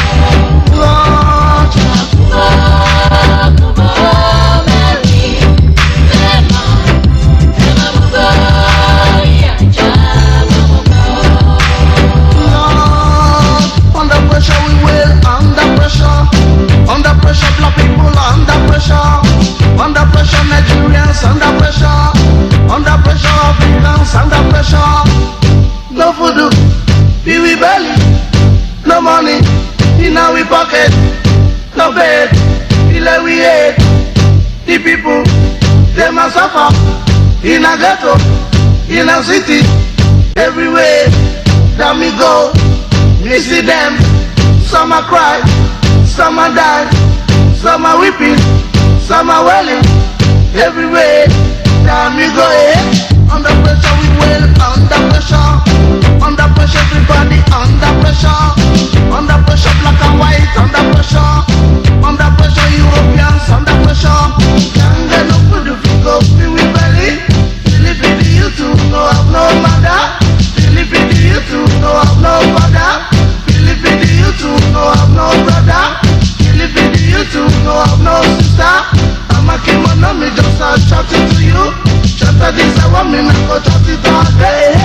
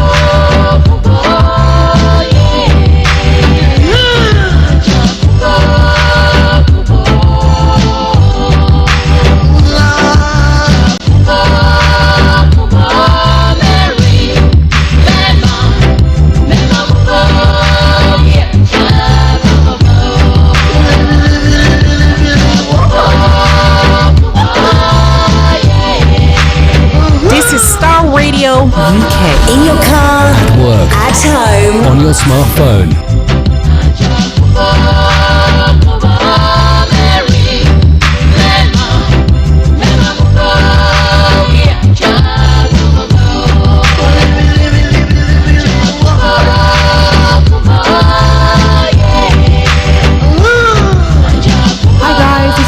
Rouge from SendWave. SendWave is a money transfer app that is used by people all over the world to send money to their loved ones in Africa.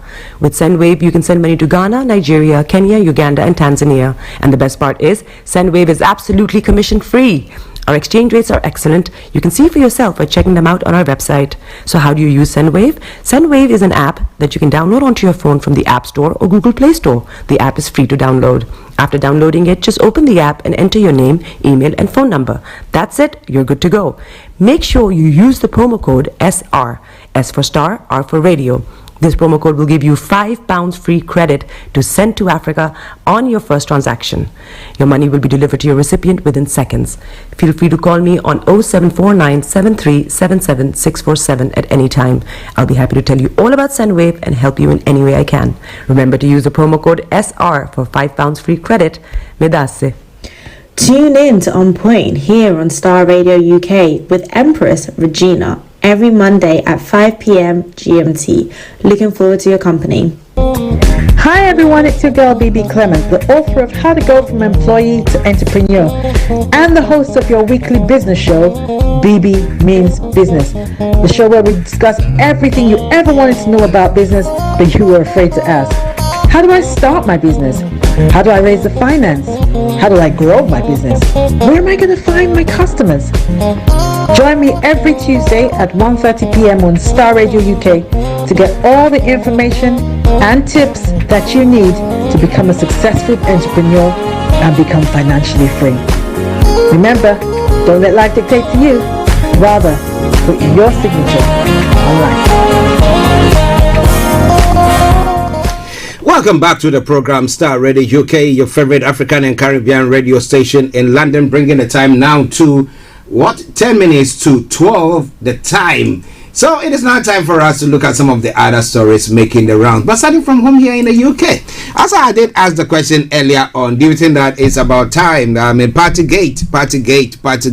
Has that brought up the end of the Prime Minister? As some of his own MPs are calling for his head on a silver platter. Do you think that will work? Well, some are saying that, well, it's a bad fortune for us if we have to go for the next elections. But what do you think? What do you think? The calls by the opposition party, that's the Labour, and the SNP, and the some of his own party members, the leader of the Conservative party in Scotland, where we have Jacob Rees-Mogg calling him somebody who's not God. He's not God. He has no power behind him. Eventually saying that he's absolute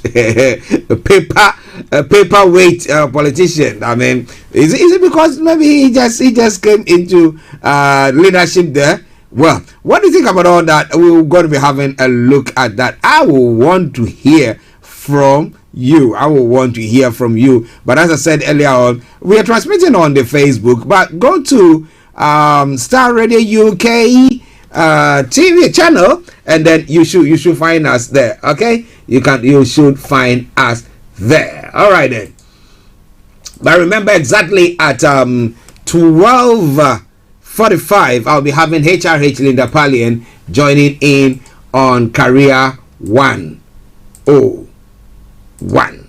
So make a date with her once she comes on, and then I'll be bringing you what is happening to the Ghana in the Ghana political arena pertaining to the withdrawal of the security details, some security detail. Okay, the military from the security detail of the Speaker of Parliament, who, when you look at the whole governance thing, I mean, look at the executive, you look at the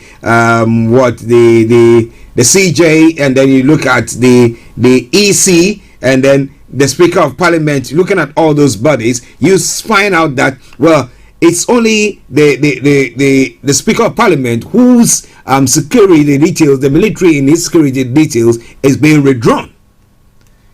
So if it's not good, if it wasn't right, why should the CJ still have his, and then the EC chair continue to have hers? We'll be talking about that in a moment. But wherever you are, don't you go away. It is Star Radio UK. It is your favorite African and Caribbean radio station in London. Bringing the time now to 7 minutes past the top of the hour. All right. So now let's move on straight to some of the questions, the stories that have made the big headlines today that I want to bring your way, as I have said. Now, so starting from the UK front here.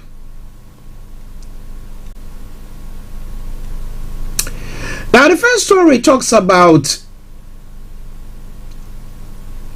two teens who have been held in the UK over the Texas synagogue issue that went on, a synagogue siege. Britain Malik Faisal Akram died in the standoff with the police after taking 4 hostages. So are we now going to bring ourselves that when it comes to maybe religious gatherings, because you don't know who is an extremist. We have Christian extremists, we have Islamic extremists, we have extremists all around. We have extremists all around us. So take it that maybe one of these extremists decide to do anything of the sort. I mean, now that we have got situations where because of COVID and because we don't want people to be touching doors, so we come in and doors are left ajar. I mean, so that people can just walk through the doors and just come in. Therefore, security has some way, somehow been stepped down.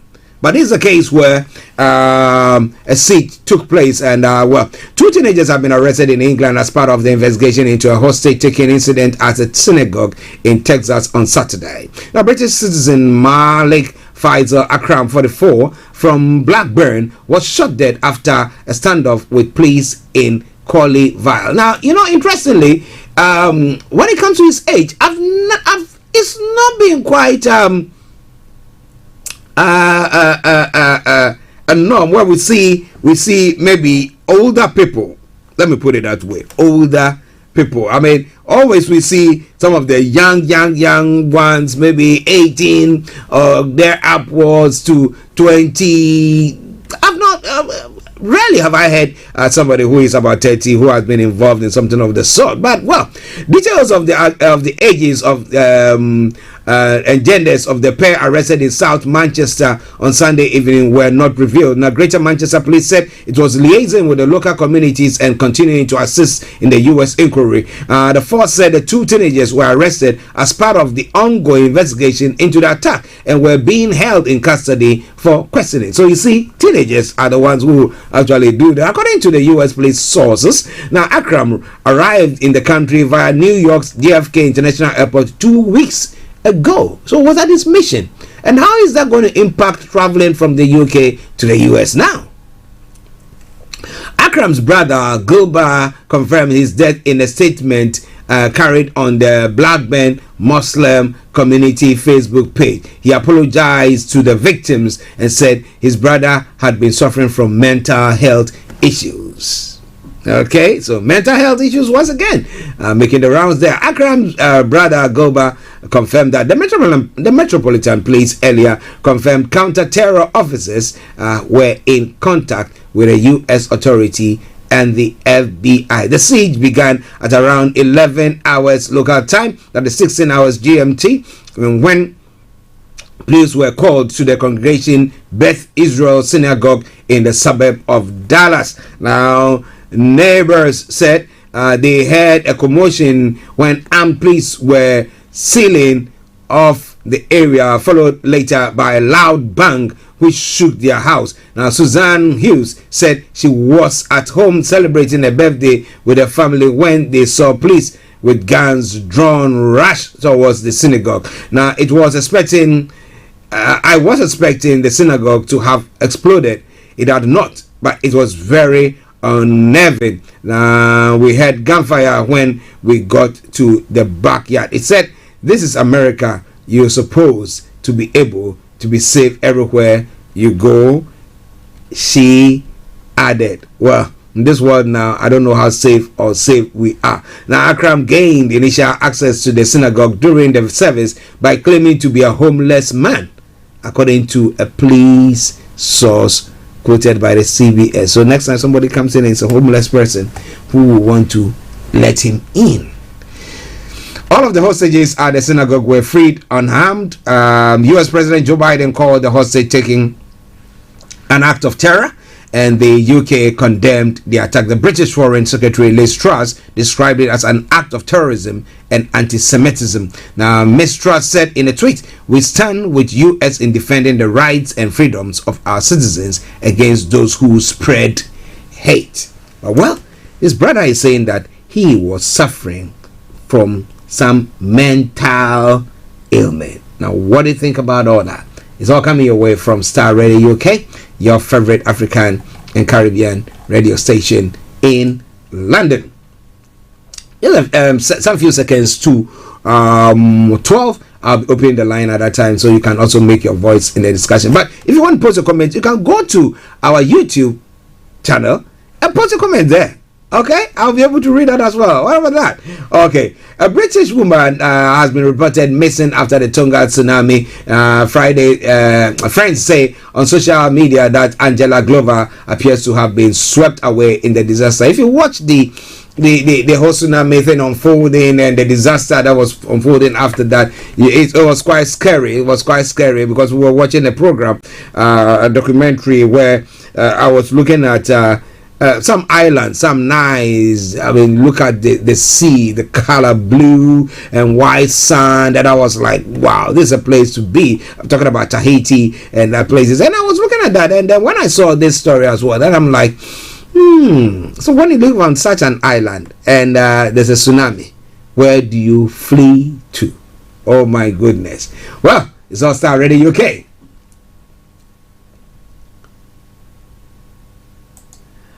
Now, interestingly, Boris Johnson is not in danger over parties, says Nadeem Zahawi. We're bringing you more on that front. But let me announce the lines open. You want to join us 0208-133-2257 or 58, 0208-133-2257 or 58. US or Canada 303-001-218. Well, 303-2737. My apologies. 001-218-303-2737. To text or WhatsApp us 0753-966-1744, 0753-966-1744. Our Twitter handle is Star Radio UK and email is info@starradiouk.com. So share your take with us, and I promise you I'm gonna read it. Okay, let me take a sip of water. You can say that I'm tired. But I have you, so I'm cool. Aren't I? Now, Education Secretary Nadeem Zahawi has denied the Prime Minister is in danger over his handling of number 10 parties amid reports of moves to protect him. Now, Tory MPs are returning to Westminster after a weekend canvassing public opinion, with some reporting widespread anger with Boris Johnson. But Mr. Zahawi said Mr. Johnson will remain in place, adding that he is human and we make mistakes. The Prime Minister admits attending an event in the Downing Street Garden during lockdown. He said last week that he had stayed at a drink on the 20th of May 2020 for 25 minutes to thank staff for their hard work and had believed it to be a work gathering. Now, Downing Street has neither confirmed nor denied a report in the Daily Telegraph that Mr. Johnson had been interviewed by Sue Gray, the senior servant carrying out an inquiry into this get-together and others on government premises during COVID restrictions.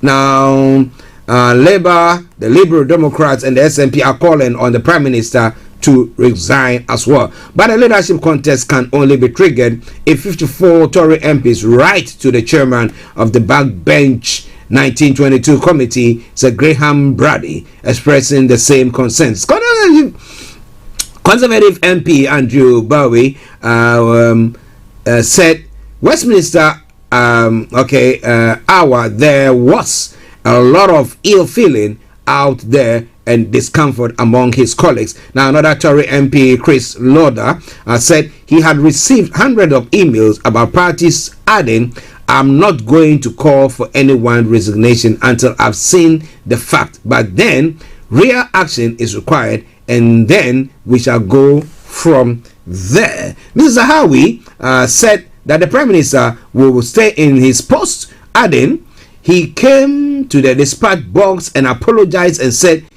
he will absolutely submit himself to Parliament because that's our parliamentary democracy. It is reported that those around Mr. Johnson have started Operation Save Big Dog, which could include an overhaul of his top team. Now, following criticisms of the culture within Downing Street.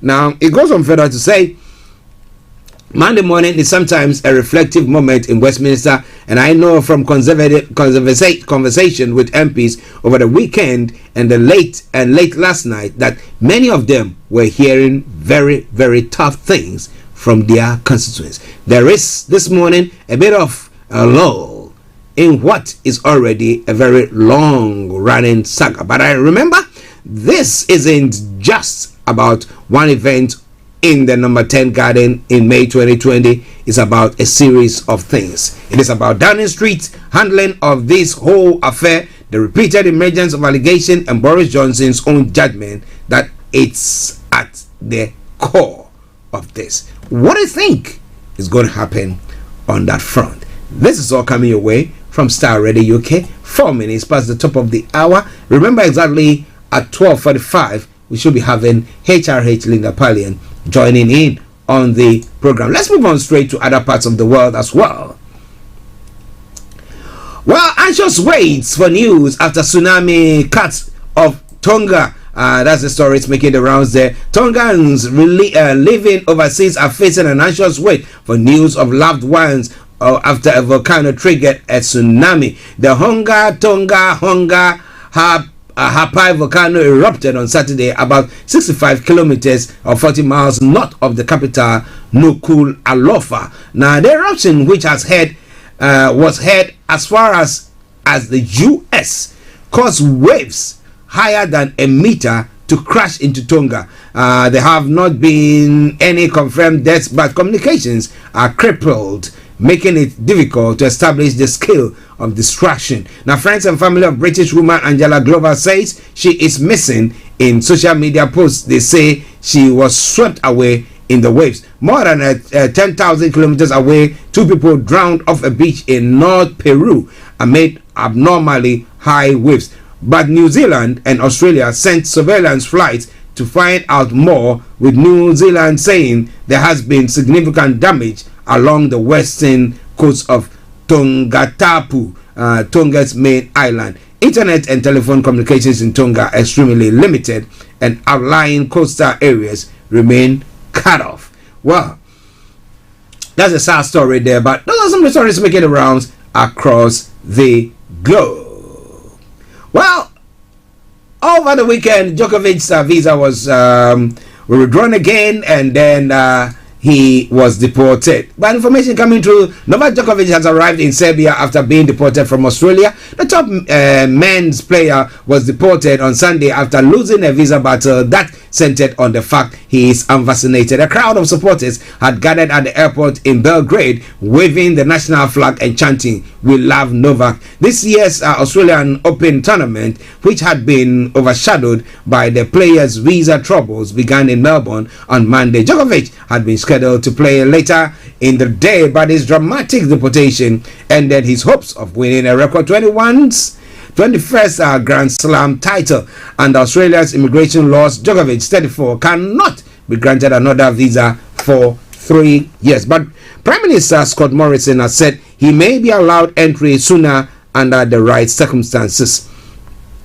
So what is the right circumstances? If he's vaccinated, next time he applies next year, he may be granted visa to enter.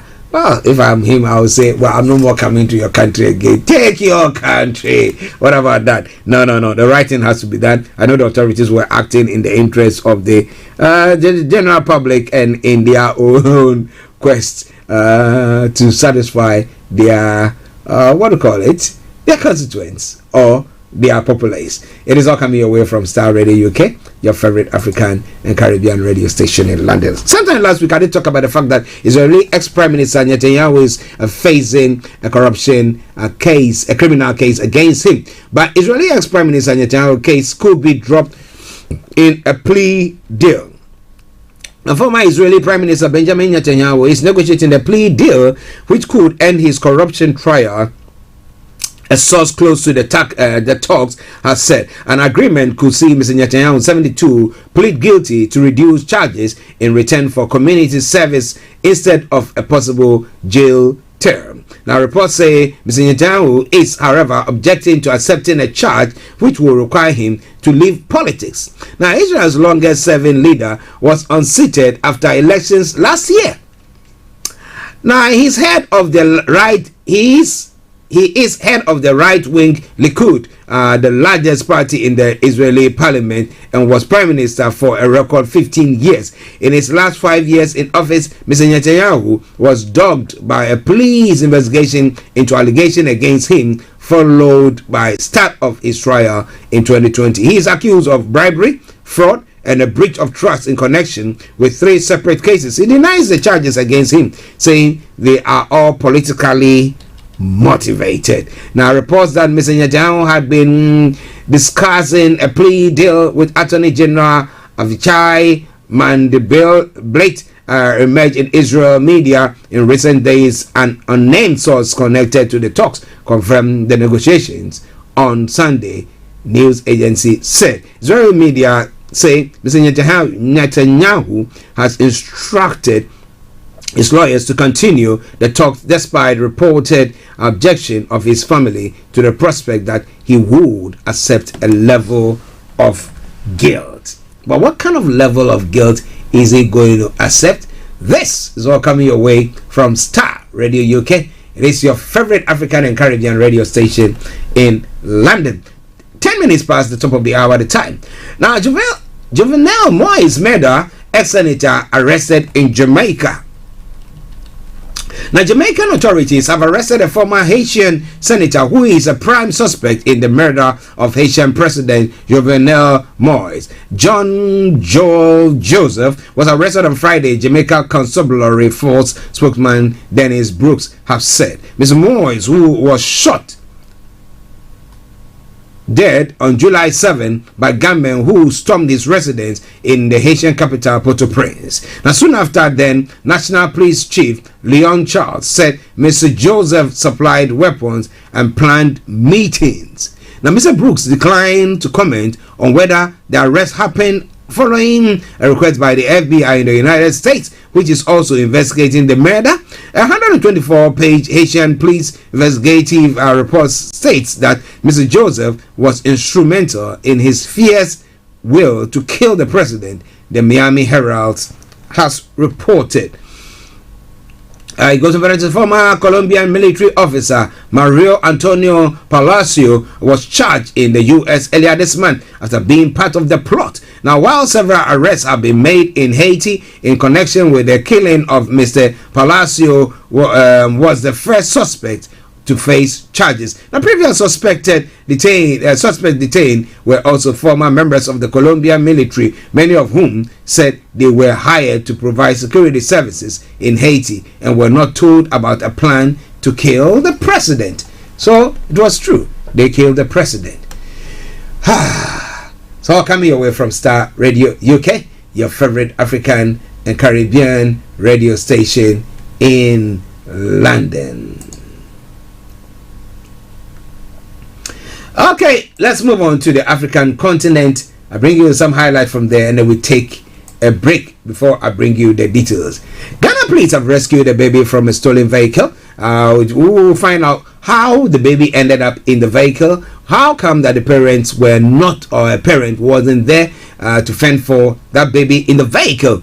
Is it that the person was just nipping out or just coming out to maybe get out of the other side and get the baby out, and then this robbers just pushed or shoved the person away and just took it away? Well, we're going to be looking at that. Why in Nigeria, Nigerians are buying sanitary pads in packs of 2. High inflation affecting that as well. And then fuel crisis in Uganda over build up at border. And outside president of Mali dies aged 76. Ibrahim Boubacar Keita was forced from power in 2020. This and a lot more coming your way. Don't you go away. It is all coming your way from Star Radio UK, your favorite African and Caribbean radio station in London. Welcome to Gabby Dave Global. We are a UK-based online e-commerce store, the first of its kind with license to trade in African products. Some of the products are clothing brands and all beauty accessories, hair and beauty brands, natural aphrodisiacs, processed and dried unprocessed food. Our mission at Gabby Dave is to connect African and Caribbean businesses to customers globally. At Gabby Dave, we ensure our sellers get the best deal for their products. We are not just here to help you reach a wider audience. We are also a distribution center to support business growth by fulfilling orders to your customers from our warehouse, making sure customers receive their products on time. We are inviting all Black-owned businesses to trade on our platform because we strongly believe Africans have a unique brand the customer would appreciate globally. So get in touch today and let us make your product and business go far. Here are some of the benefits of using Gabby Dave Global. User-friendly platform, track your shipment, online support, transparent process, multiple SKUs, multiple products, a platform that encourages manufacturers as well as traders. Our marketing and PR interventions amplifies yours. Organized products and categories for easy access and navigation. Access to global community, especially within UK and Europe.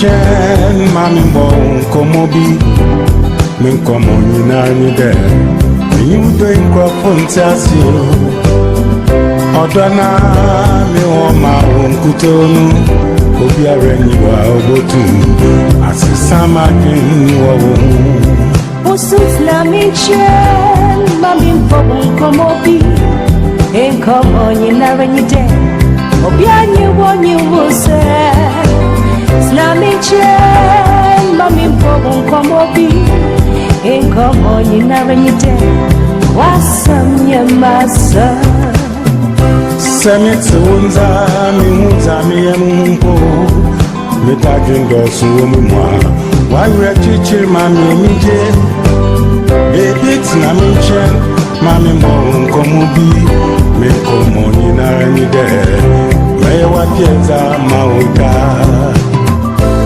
Wondo ashemima Misi mebyazi nyina mawo Umwenije ashemima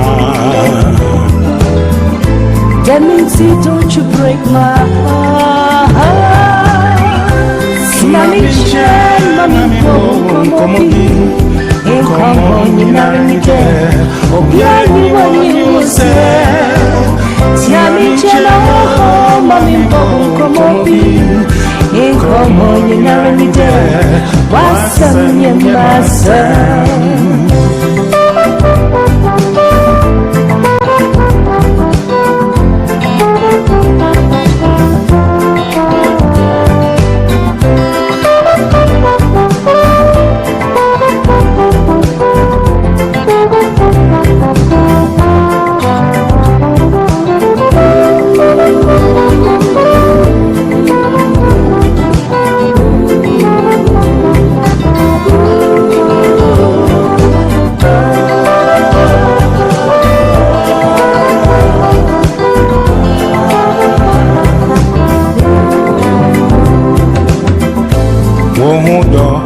Shenima Missy Maria singing a mawo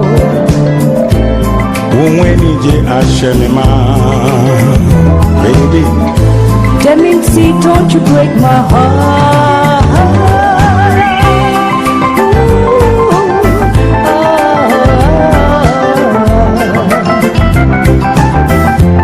In your car, at home, on your smartphone.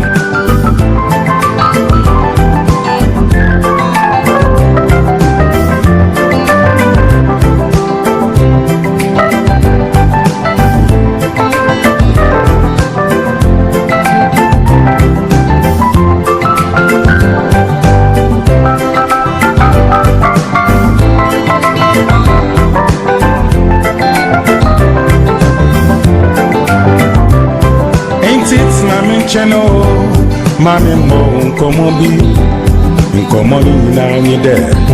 When you day, others from Kwa, Samuel Nama, Menuan, Obiara, Samuel Winnie Marimpua, Miss Ronina, Ayukra, Samit Wunda, Muza Miamu, Metakin Dos, Womima, why Rachiche, Mammy Nije. Baby, it's na miche, mami mbo mkomobi, menkomo ninareni de, mewa peza mauda. Sina miche, mami mbo mkomobi. Hey, mina mami polia. Baby, awa kashemyo ade. Ninde masam yewasam. Oh, something nice for this afternoon from Papa Yankson. Say, stay with me. Oh, in the Ghanaian Pallien, it's not mentioned. Na yendi nkomo. Stay with me and let's have a chat. Don't you go away because we'll be having HRH Linda Pallien joining us in the next how many minutes? 25 minutes. But now it is time for us to now look at some of the stories making the rounds here in the on the African continent and in Ghana, to be specific. I'll be very swift so that we can have, if you want to jump in to make your take, bring your take on this issue, you do so as well. But as I said earlier on, we apologize sincerely for those of you who watch us live on our Facebook page for the broadcast being problematic there. Our technical team is working seriously on it to make sure that we bring you a live feed from the platforms. But you go search for Starr Radio UK YouTube channel. We are transmitting live there. Post your comments there, and I tell you, I'll be able to read them as well. So now let's move on to some of the other stories making the rounds on the African continent. As they say earlier on, the top of the story talks about Ibrahim Boubacar Keita, who was ousted Malian president, dies age 76. Is there going to be a state funeral for him, or what? The ousted president of Mali, Ibrahim Boubacar Keita, has died age 76. Family and former colleagues have said that 2 years ago he suffered a minor stroke, but the cause of his death on Sunday was not immediately clear. He died 09 hours GMT at his home in the capital Bamako. A member of his family told the AFP news agency. Mr. Keita led Mali for 7 years until 2020, when he was ousted in a coup after huge anti-government protests over his handling of jihadist unrest. An economic crisis and disputed elections also fueled the demonstrations against his rule. Mr. Keita was involved in politics for more than 3 decades, serving as socialist prime minister from 1994 to 2000. Now, born to a civil servant father in the southern city of Kutiala, he went on to study literature, history, and international relations in Paris. He lived and worked in France for decades, including teaching at the University of Paris before returning to Mali in 1980.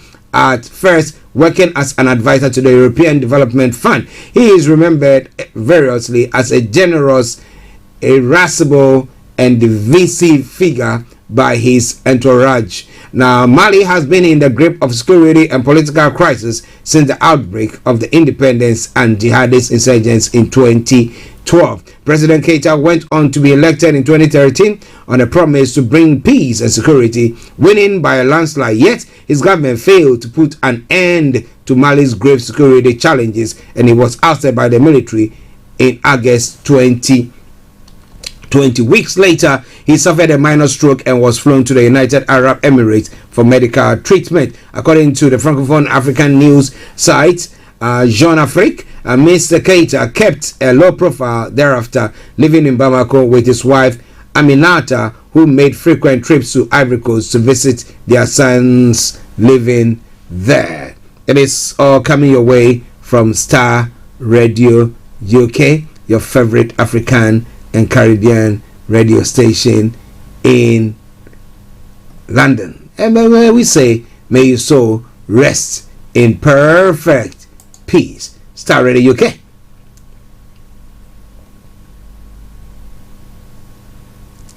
Well, a sad story that has just come through. Let me bring that, and then I bring the Uganda story and we move on straight to Ghana. Please, a bald man have been decapitated. Police in Mozambique say the head of a bald man has been removed by criminals who wanted to sell it to a client from Mali. When their customer disappeared, they left it in the central town of Muwandiwa.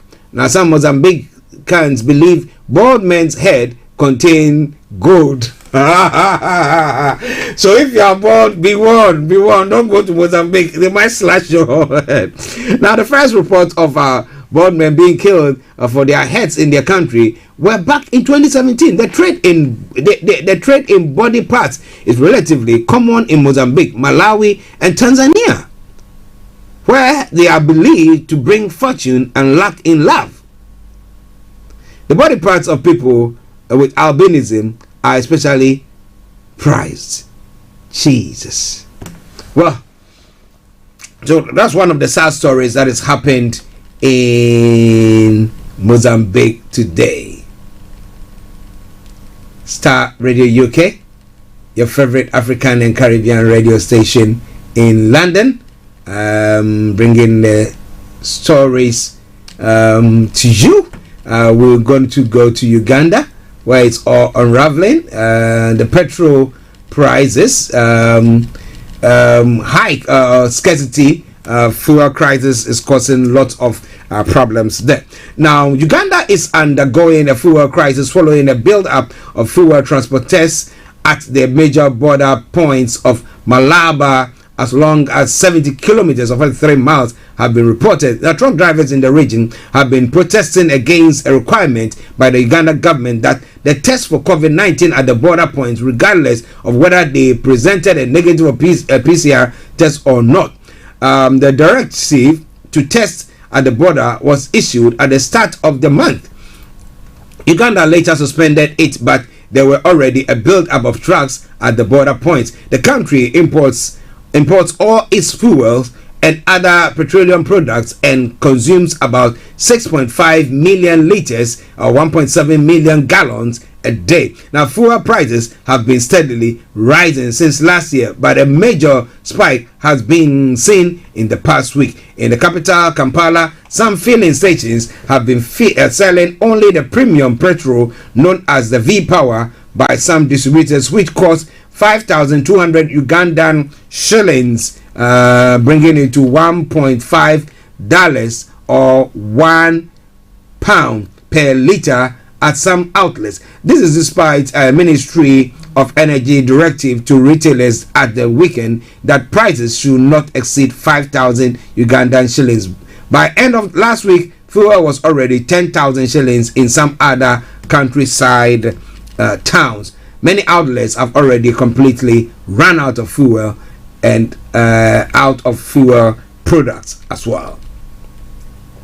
Now, let's launch straight to Ghana. The Ghana police have rescued baby trapped in a stolen vehicle. The Ghanaian police have rescued a baby trapped in a vehicle that was stolen by gunmen from a church in Kumasi in Ashanti region. They are hunting for the suspected thieves who later abandoned the car and escaped after a police patrol team chased after them. The incident was posted on social media by a person's local media believed to be the baby's father. The baby was found in a safe condition and has since been reunited with the mother. It is not clear how the baby ended up being alone in the car, which the suspected thieves, the authorities have called on the general public to provide any information to help arrest the suspects. Well, it is all coming away from Starr Radio UK, your favorite African and Caribbean radio station in London. Now let's talk about this critical issue, and then another one, a couple of them, and then we'll bring the program, the first part of the program, to a close, and then we'll have time for HRH Linda Pallien. The minority in Parliament had described the withdrawal of the Speaker's military bodyguard by the Ghana Armed Forces as politically motivated. According to the minority leader Haruna Idrisu, the Speaker followed all due process in securing the guards from the armed forces. Now, it comes after the Ghana Armed Forces, in a statement, said the Speaker's military guards were deployed without due process. So is it that they are going to do due diligence and make sure that they deploy another set to him? That is a question that seems to be going on. But government has also justified the withdrawal of the soldiers, saying they are not supposed to be part of the Speaker's security detail. However, in a statement, the minority said they will hold President Akufo-Addo responsible if anything happens to the Speaker as a result of the action. It is pertinent to note that the only reason given for the shameful withdrawal of Mr. Speaker's security detail is that the attachment was done without following the proper procedure. Curiously, the government fails and or omits to spell out the procedure for the attachment of military personnel to the higher profile personalities such as the Speaker of Parliament. If the action of the military high command is in good faith, the irregularity in relation to the attachment could be rectified without necessarily having to withdraw the personnel, the minority have said. The statement also noted it is shameful for the government to withdraw the soldiers when state officers below the rank of the Speaker have military bodyguards. So, let me bring you a statement from the from Parliament. A statement by the Parliamentary Caucus of the NDC on the withdrawal of the military security details of the Speaker of Parliament, Right Honourable Alban Bagbin, by the Nana Akufo-Addo-led government. The minority in Parliament is saddened and strongly denounced the withdrawal by the President Akufo-Addo's government of the military detail attached to the office of the Speaker of Parliament, Right Honourable Alban Bagbin, with effect from the 14th of January 2022. It is pertinent to note that the only reason given for the shameful withdrawal of Mr. Speaker's security detail is that the attachment was done without following the proper procedure. Curiously, the government fails and or omits to spell out the procedure for the attachment of the military personnel to high-profile personalities such as the Speaker of Parliament. If the action of the military high command is in good faith, the irregularity in relation to the attachment could be rectified without necessarily having to withdraw the personnel.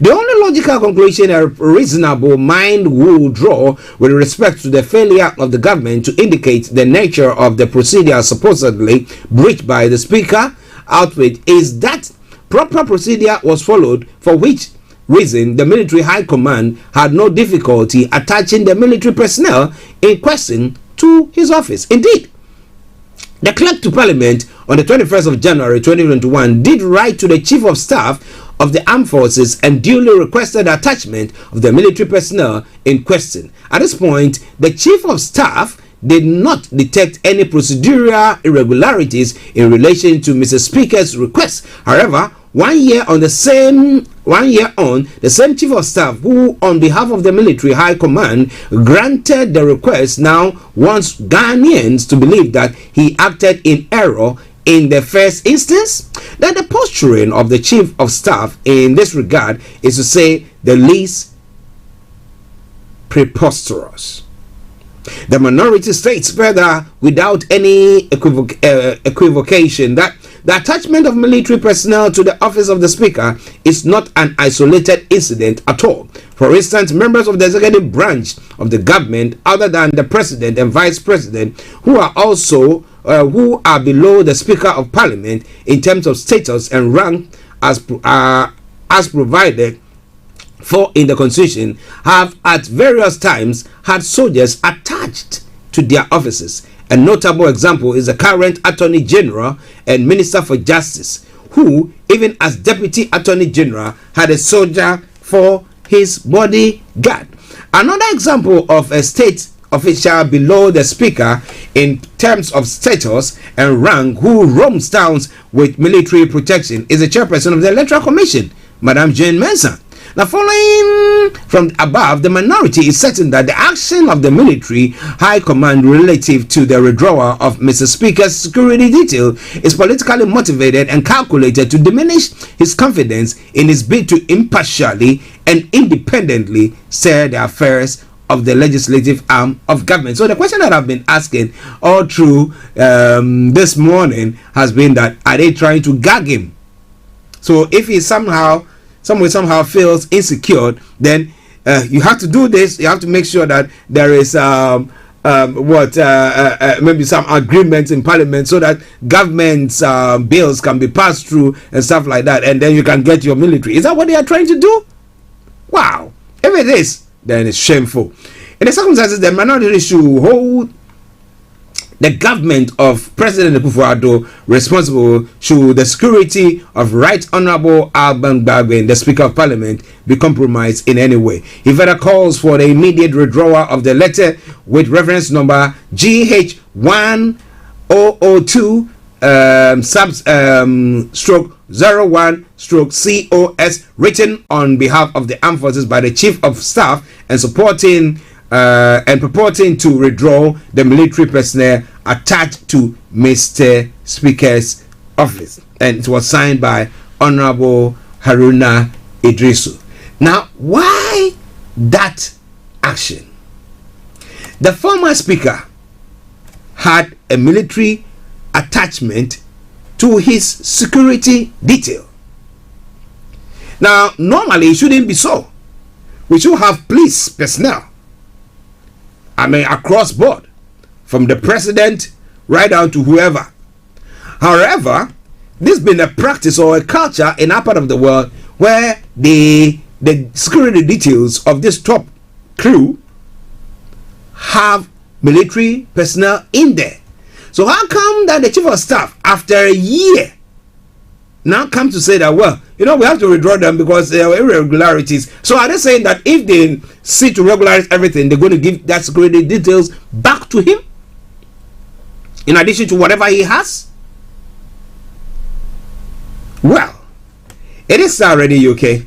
It is your favorite African and Caribbean radio station in London, bringing the time now to 12:36. A couple of stories.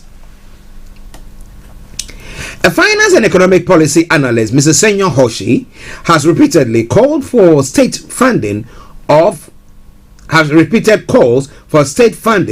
political parties to help deepen the country's democracy. He said state funding of political parties will help limit financing of political parties by individuals and interest groups that had led to a culture of corruption and favoritism in the governance system of the country.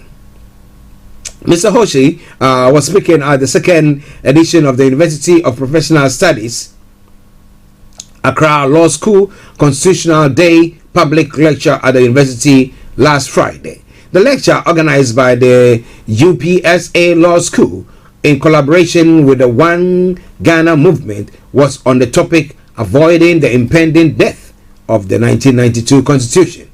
Mr. Hoshi was the speaker with the majority leaders in Parliament, Mr. Osei Mensah Bonsu. Now, the event,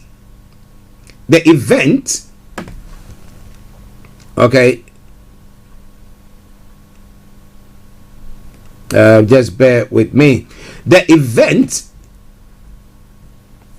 Let me take it again. The event also attracted notable personalities such as the General Secretary of the National Democratic Congress, Mr. Johnson Esiedu Nketia, the Chairperson of the National Commission for Civic Education, Ms. Josephine Nkrumah, Commissioner of the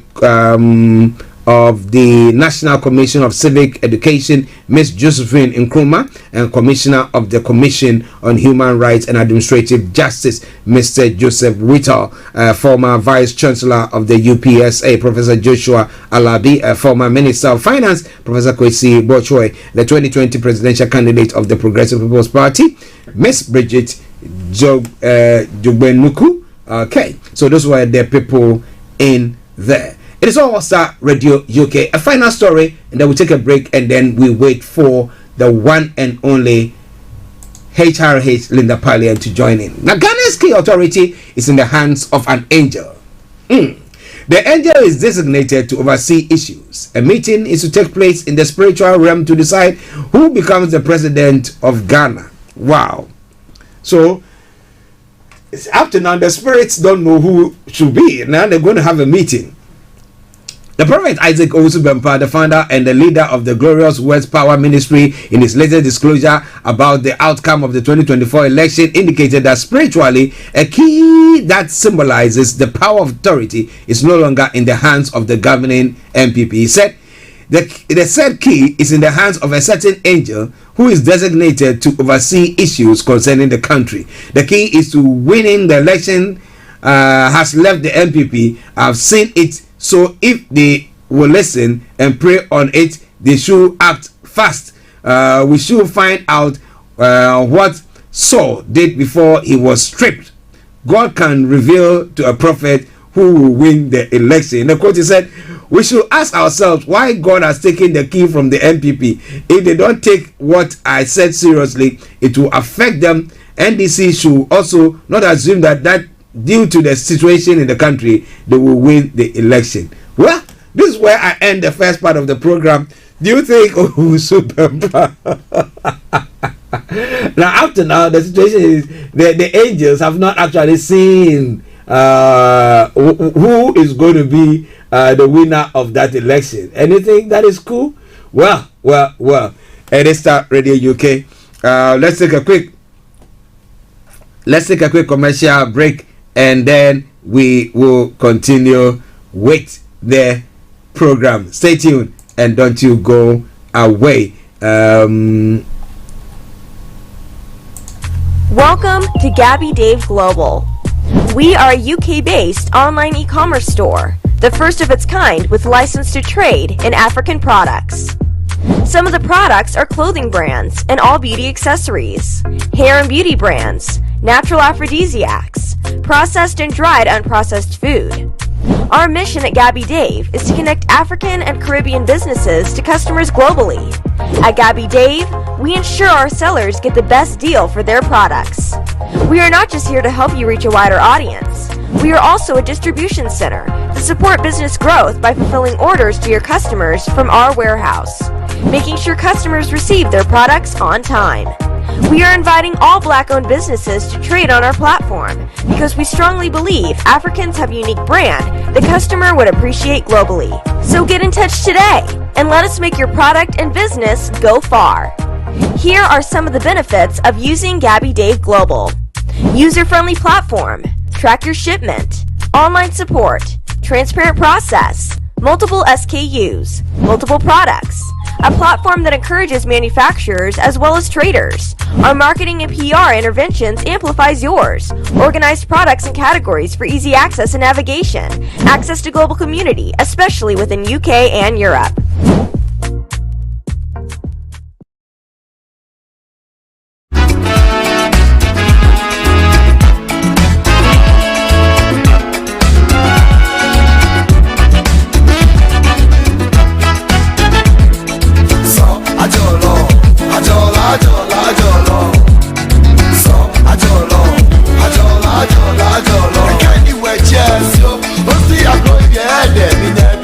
Come here, share me now.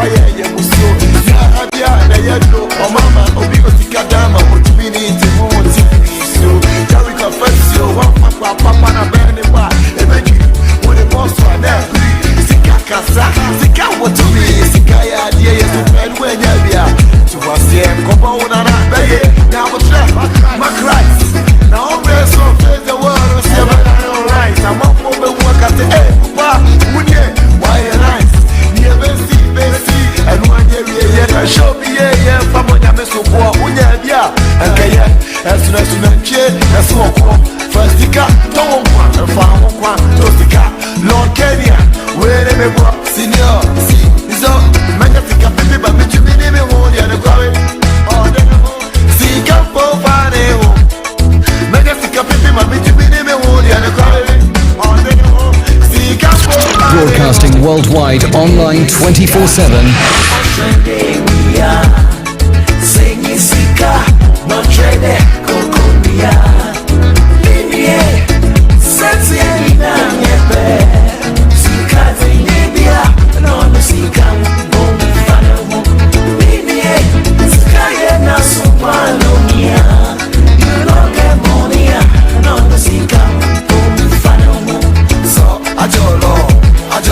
This is Starr Radio UK.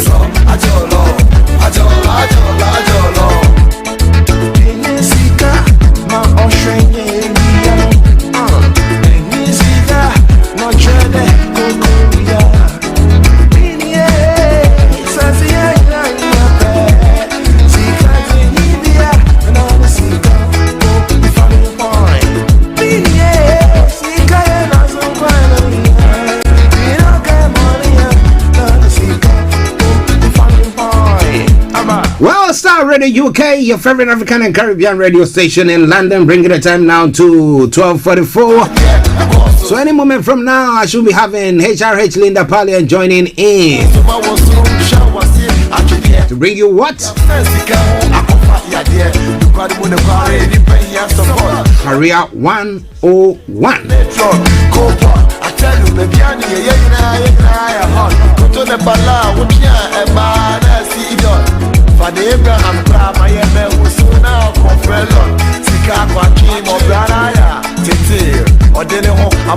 So don't you stay away at all. Continue to keep your dials logged on Starr Radio UK, your favorite African and Caribbean radio station in London. We always leave the best for last.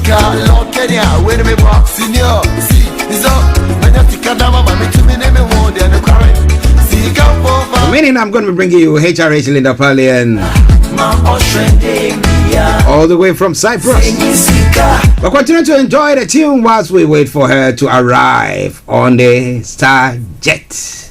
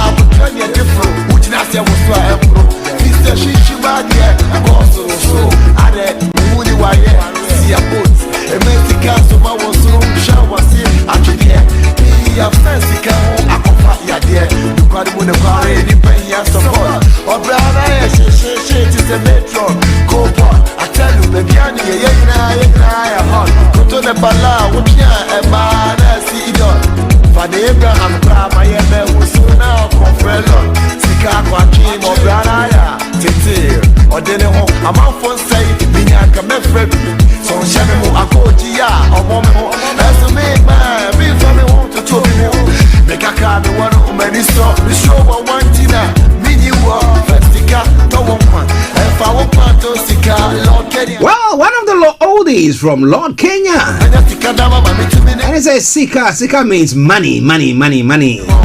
For those of you who don't understand the Ghanaian language, yeah.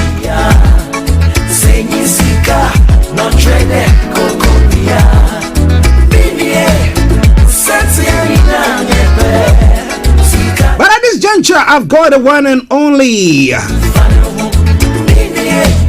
HRH all the way from Cyprus, who have joined us this afternoon. Last week she was a bit under the weather and therefore she had to take a bit of a rest.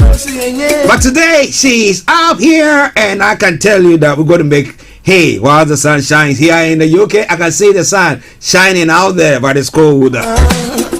You want to share with her how the weather is in Cyprus? Make sure your dials are still logged on there.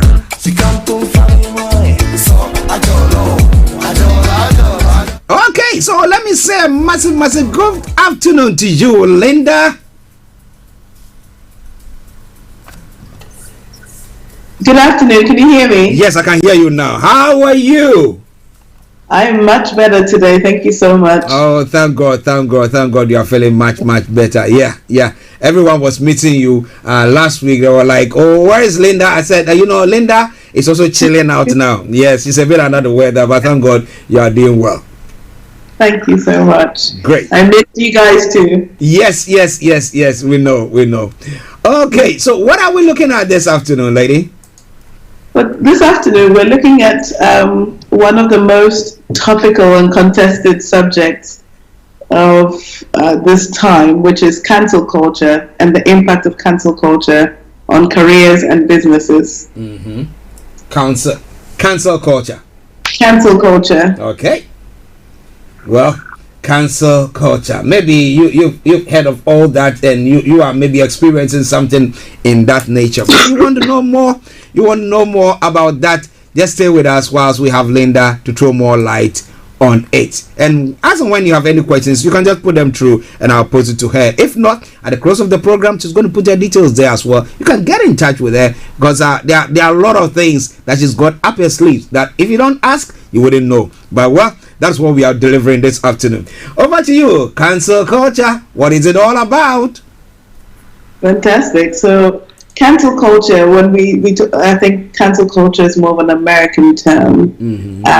But of course it happens worldwide. This is where due to the practice of withdrawing support for a particular person due to their actions or behavior. So for example, in the UK we have all of the protests against Boris resigning. We've got Djokovic. Various celebrities have gone through some form of cancel culture, and it seems to be getting more and more rampant, especially during the last few years with the pandemic upon us and people having perhaps too much time on their hands, more free time, or maybe because we're more socially active. This is primarily on social media, maybe because we're more socially active as well. We're seeing a lot more of these things than we would if things were before the pandemic. So I just wanted to discuss this because, of course, how does it affect businesses? It's not just celebrities anymore. Anybody could have a bad experience. I mean, this is a totally new thing. It's as old as giving reviews on TripAdvisor or whatever it is. But it seems to be getting more and more common. Yeah. People experience different things and different views are shared. So I wanted us to discuss it. If you're in the position that some of this might affect you or affect your employer or somewhere you work for, how does that shape you in terms of building your career? And I know a lot of people are now a bit too scared to speak up because you just never know who's going to opinion. Yeah. And twisted in a way that you need a whole PR team to even get out of that one. So I think it's very important for careers to discuss that. Now we'll talk about cancel culture. So critics have said, people that study cancel culture have said it's a form of social activism, or it's almost like a vote as well, because when you like, support, follow someone on social media, you're giving them your support. Yeah. And actually, when you decide to unfollow them or call for them to be cancelled, it's you exercising your right and exhibiting your feelings on their behavior or what they've done and what it stands for. It's a very interesting topic to me, and it's one of these that you have to tread lightly as well. Yes, of course. Regardless of your views on a particular opinion, it's what's the best way to go about doing that.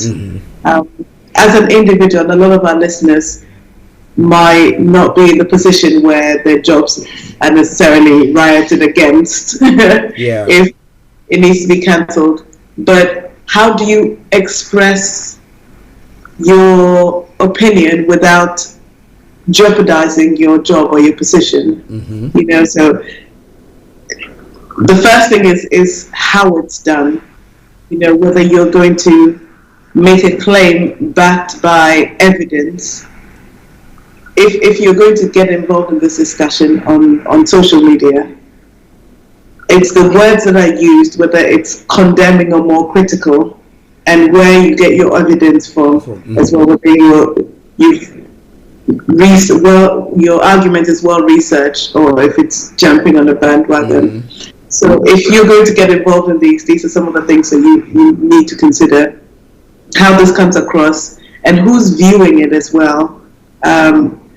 Do your bosses or your stakeholders, that's people you work with or people that you depend on to support you, whether it's customers, do they have access to this? And does it come across as constructive rather than destructive? Yeah. And what's the impact on your company or the employees you're working for? And if it might be construed as a public opinion rather than or corporate opinion rather than an individual opinion, and if it's worth even making that distinction.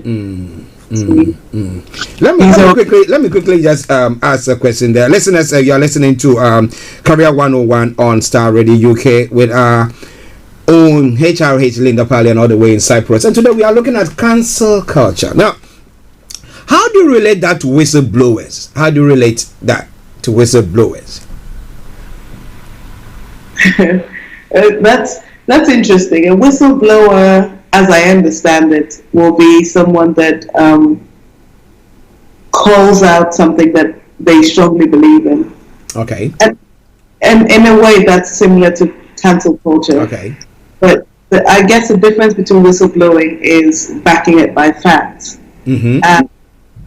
And standing up for something that you believe in. It's not necessarily the most popular content. Yeah. But I think cancel culture is more.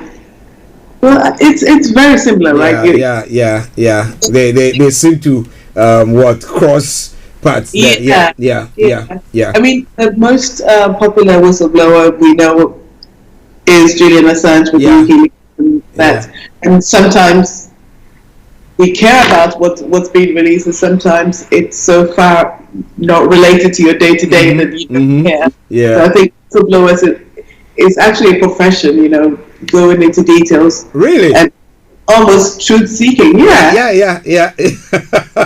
Investigative journalism. There you go. Whereas cancel culture is something like, it's almost joining in the public debate. Okay. All right, listeners, let's go back to Linda. Let her continue. Over to you, Linda, please. Go on.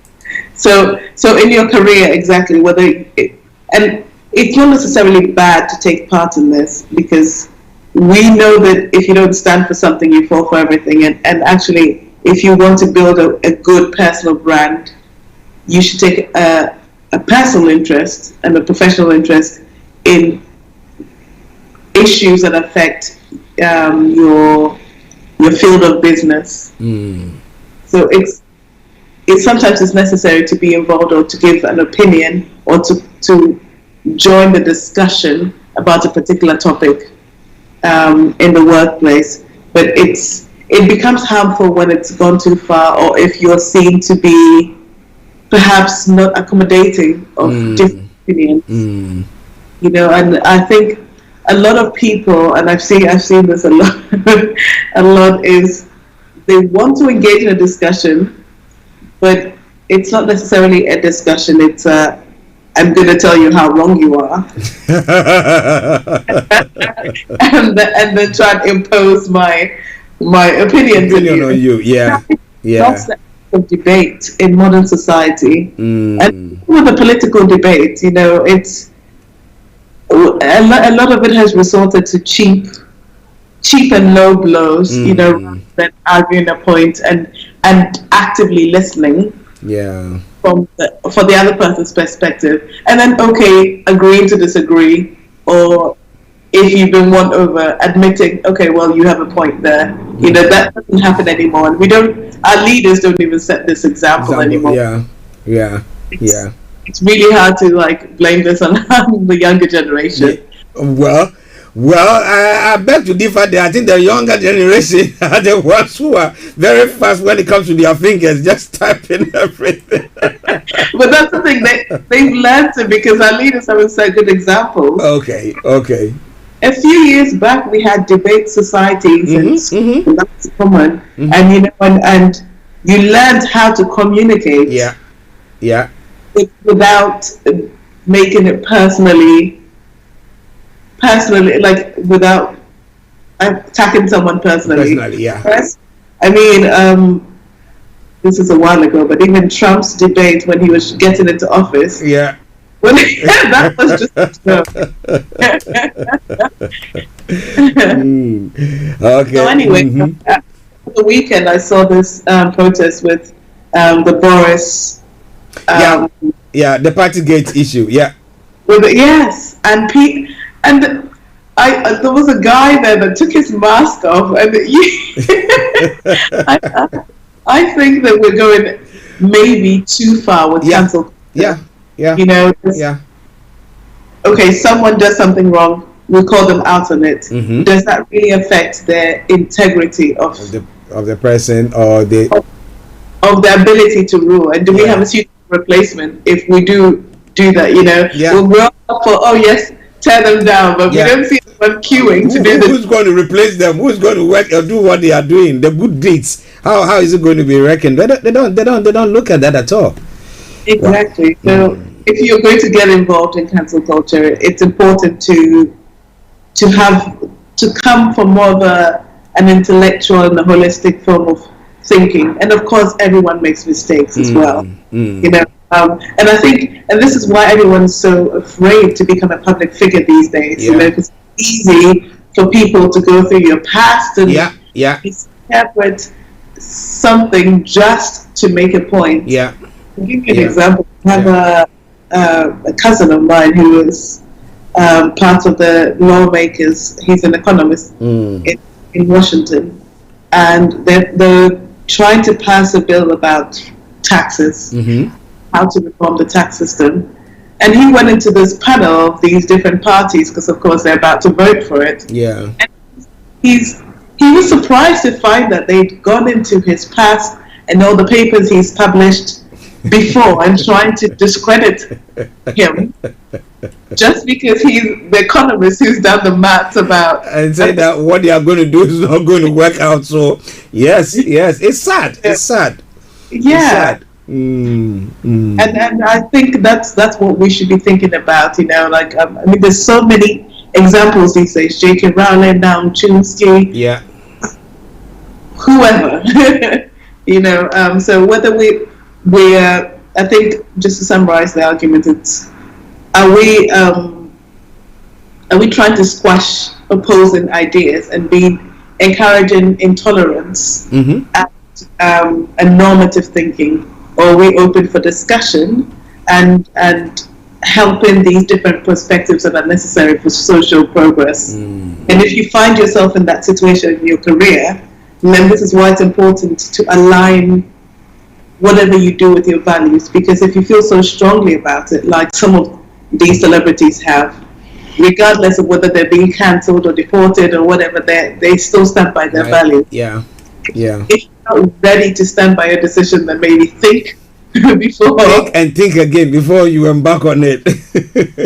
Going all the way. And if you're going to go all the way, I think people respect people that have strong opinions. So whether it's not, even if it's not the public opinion, if you have strong feelings about it and strong arguments for it, then be prepared to stand by what you believe in until the bitter end. You know, and you won't be the first person that's died for their beliefs. You know, Jesus died for his beliefs, and so did Socrates, and a lot of other people.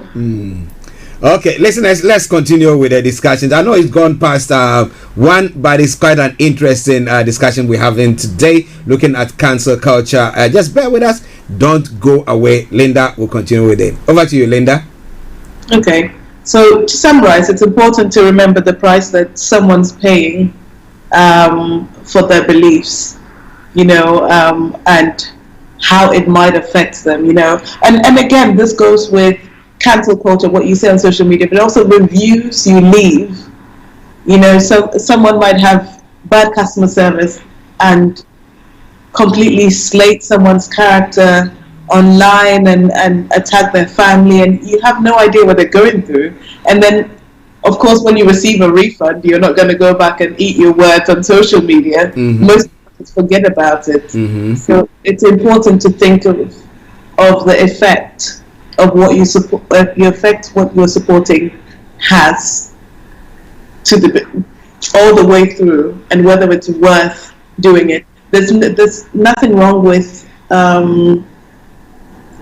expressing your opinion or having strong opinions about a particular behavior or society or a particular behavior or belief, but it's when you rally everyone else against them, or try and twist other people using your influence just because you're in that position, that's when it becomes a bit detrimental to social progress.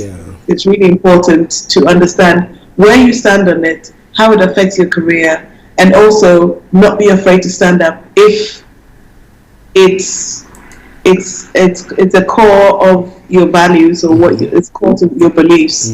I think it's a great thing to be able to have strong principles and stand by them. Okay. Well, listeners, cancel culture. Are you ready to stand or prepared to stand by what you believe in? I mean, like, and even when you are doing that, I call it castigating somebody. Do you think that just looking at, I mean, as the what do you call it? The literature, the laureate wrote, what do you call him? Where he said that the good deeds of men are written on water, but the bad deeds are written on brass. So people just start and then that's what a person did, but they've forgotten about all the good deeds that you have done. But when you're doing that thing, you have to think and think through. How is it going to even impact you yourself in the future? Because one day you might go to a panel and they said, well, we cannot employ you because we are somebody who just pills and just goes on that part and just destroying people. What about that? I'm not saying that don't, I mean, when somebody does something wrong, don't call the person out. No, that's not what we are saying. But at times, we have to give people the benefit of the doubt, because if you were in the same particular place, you might have done worse off. But what do you think? Well, it's all coming away from Starr Radio UK, HRH Linda Pallien. I know she summed everything up, but a quick one. So if somebody finds themselves in such a situation, what do you think they should do? I think let's look at the whole picture. I think that's the best advice. The whole picture of, can I afford to be in this position? Can I afford to put my values first? If you're in the position that has the strong opinions, and for every opinion you have, every view that you have, you'll have people that support you and people against. So not being afraid to stand up and for what you believe in. Sorry, I just noticed there's some construction going on around me. Yeah, it's okay. So not being able to stand up, afraid to stand up for what you believe in, but also if you're the one that has strong opinions against or for a particular school of thought, to be able to do that in a way that you can still keep your dignity and do that in a respectful way, the way that encourages a healthy debate, if anything, rather than a witch hunt. Yeah. Okay, now listeners, there is a book, or there are a set of books that you need when it comes to your career. Maybe even this, well, it's a lecture that is going on, but she has a way of capturing every one of these in the book. So, well, these are the books for you, and Linda is going to talk about it to you as well. Get your hands on it. Over to you, Linda. Fantastic. So, if you're thinking about your career, evaluating where you are, looking at the next step, or changing career completely, these are great resources for you. There's 3 books, and it depends on where you are. The first book, How to Career, is an overview of picking the right career, reassessing your career. Where am I at? Is this the right step for me? And how to move on from that. Career Success is the second book, which is a holistic how to progress in the chosen career. After you've chosen your career, how to get to the next level, how to leave a legacy, how to stand by your values, how to market yourself.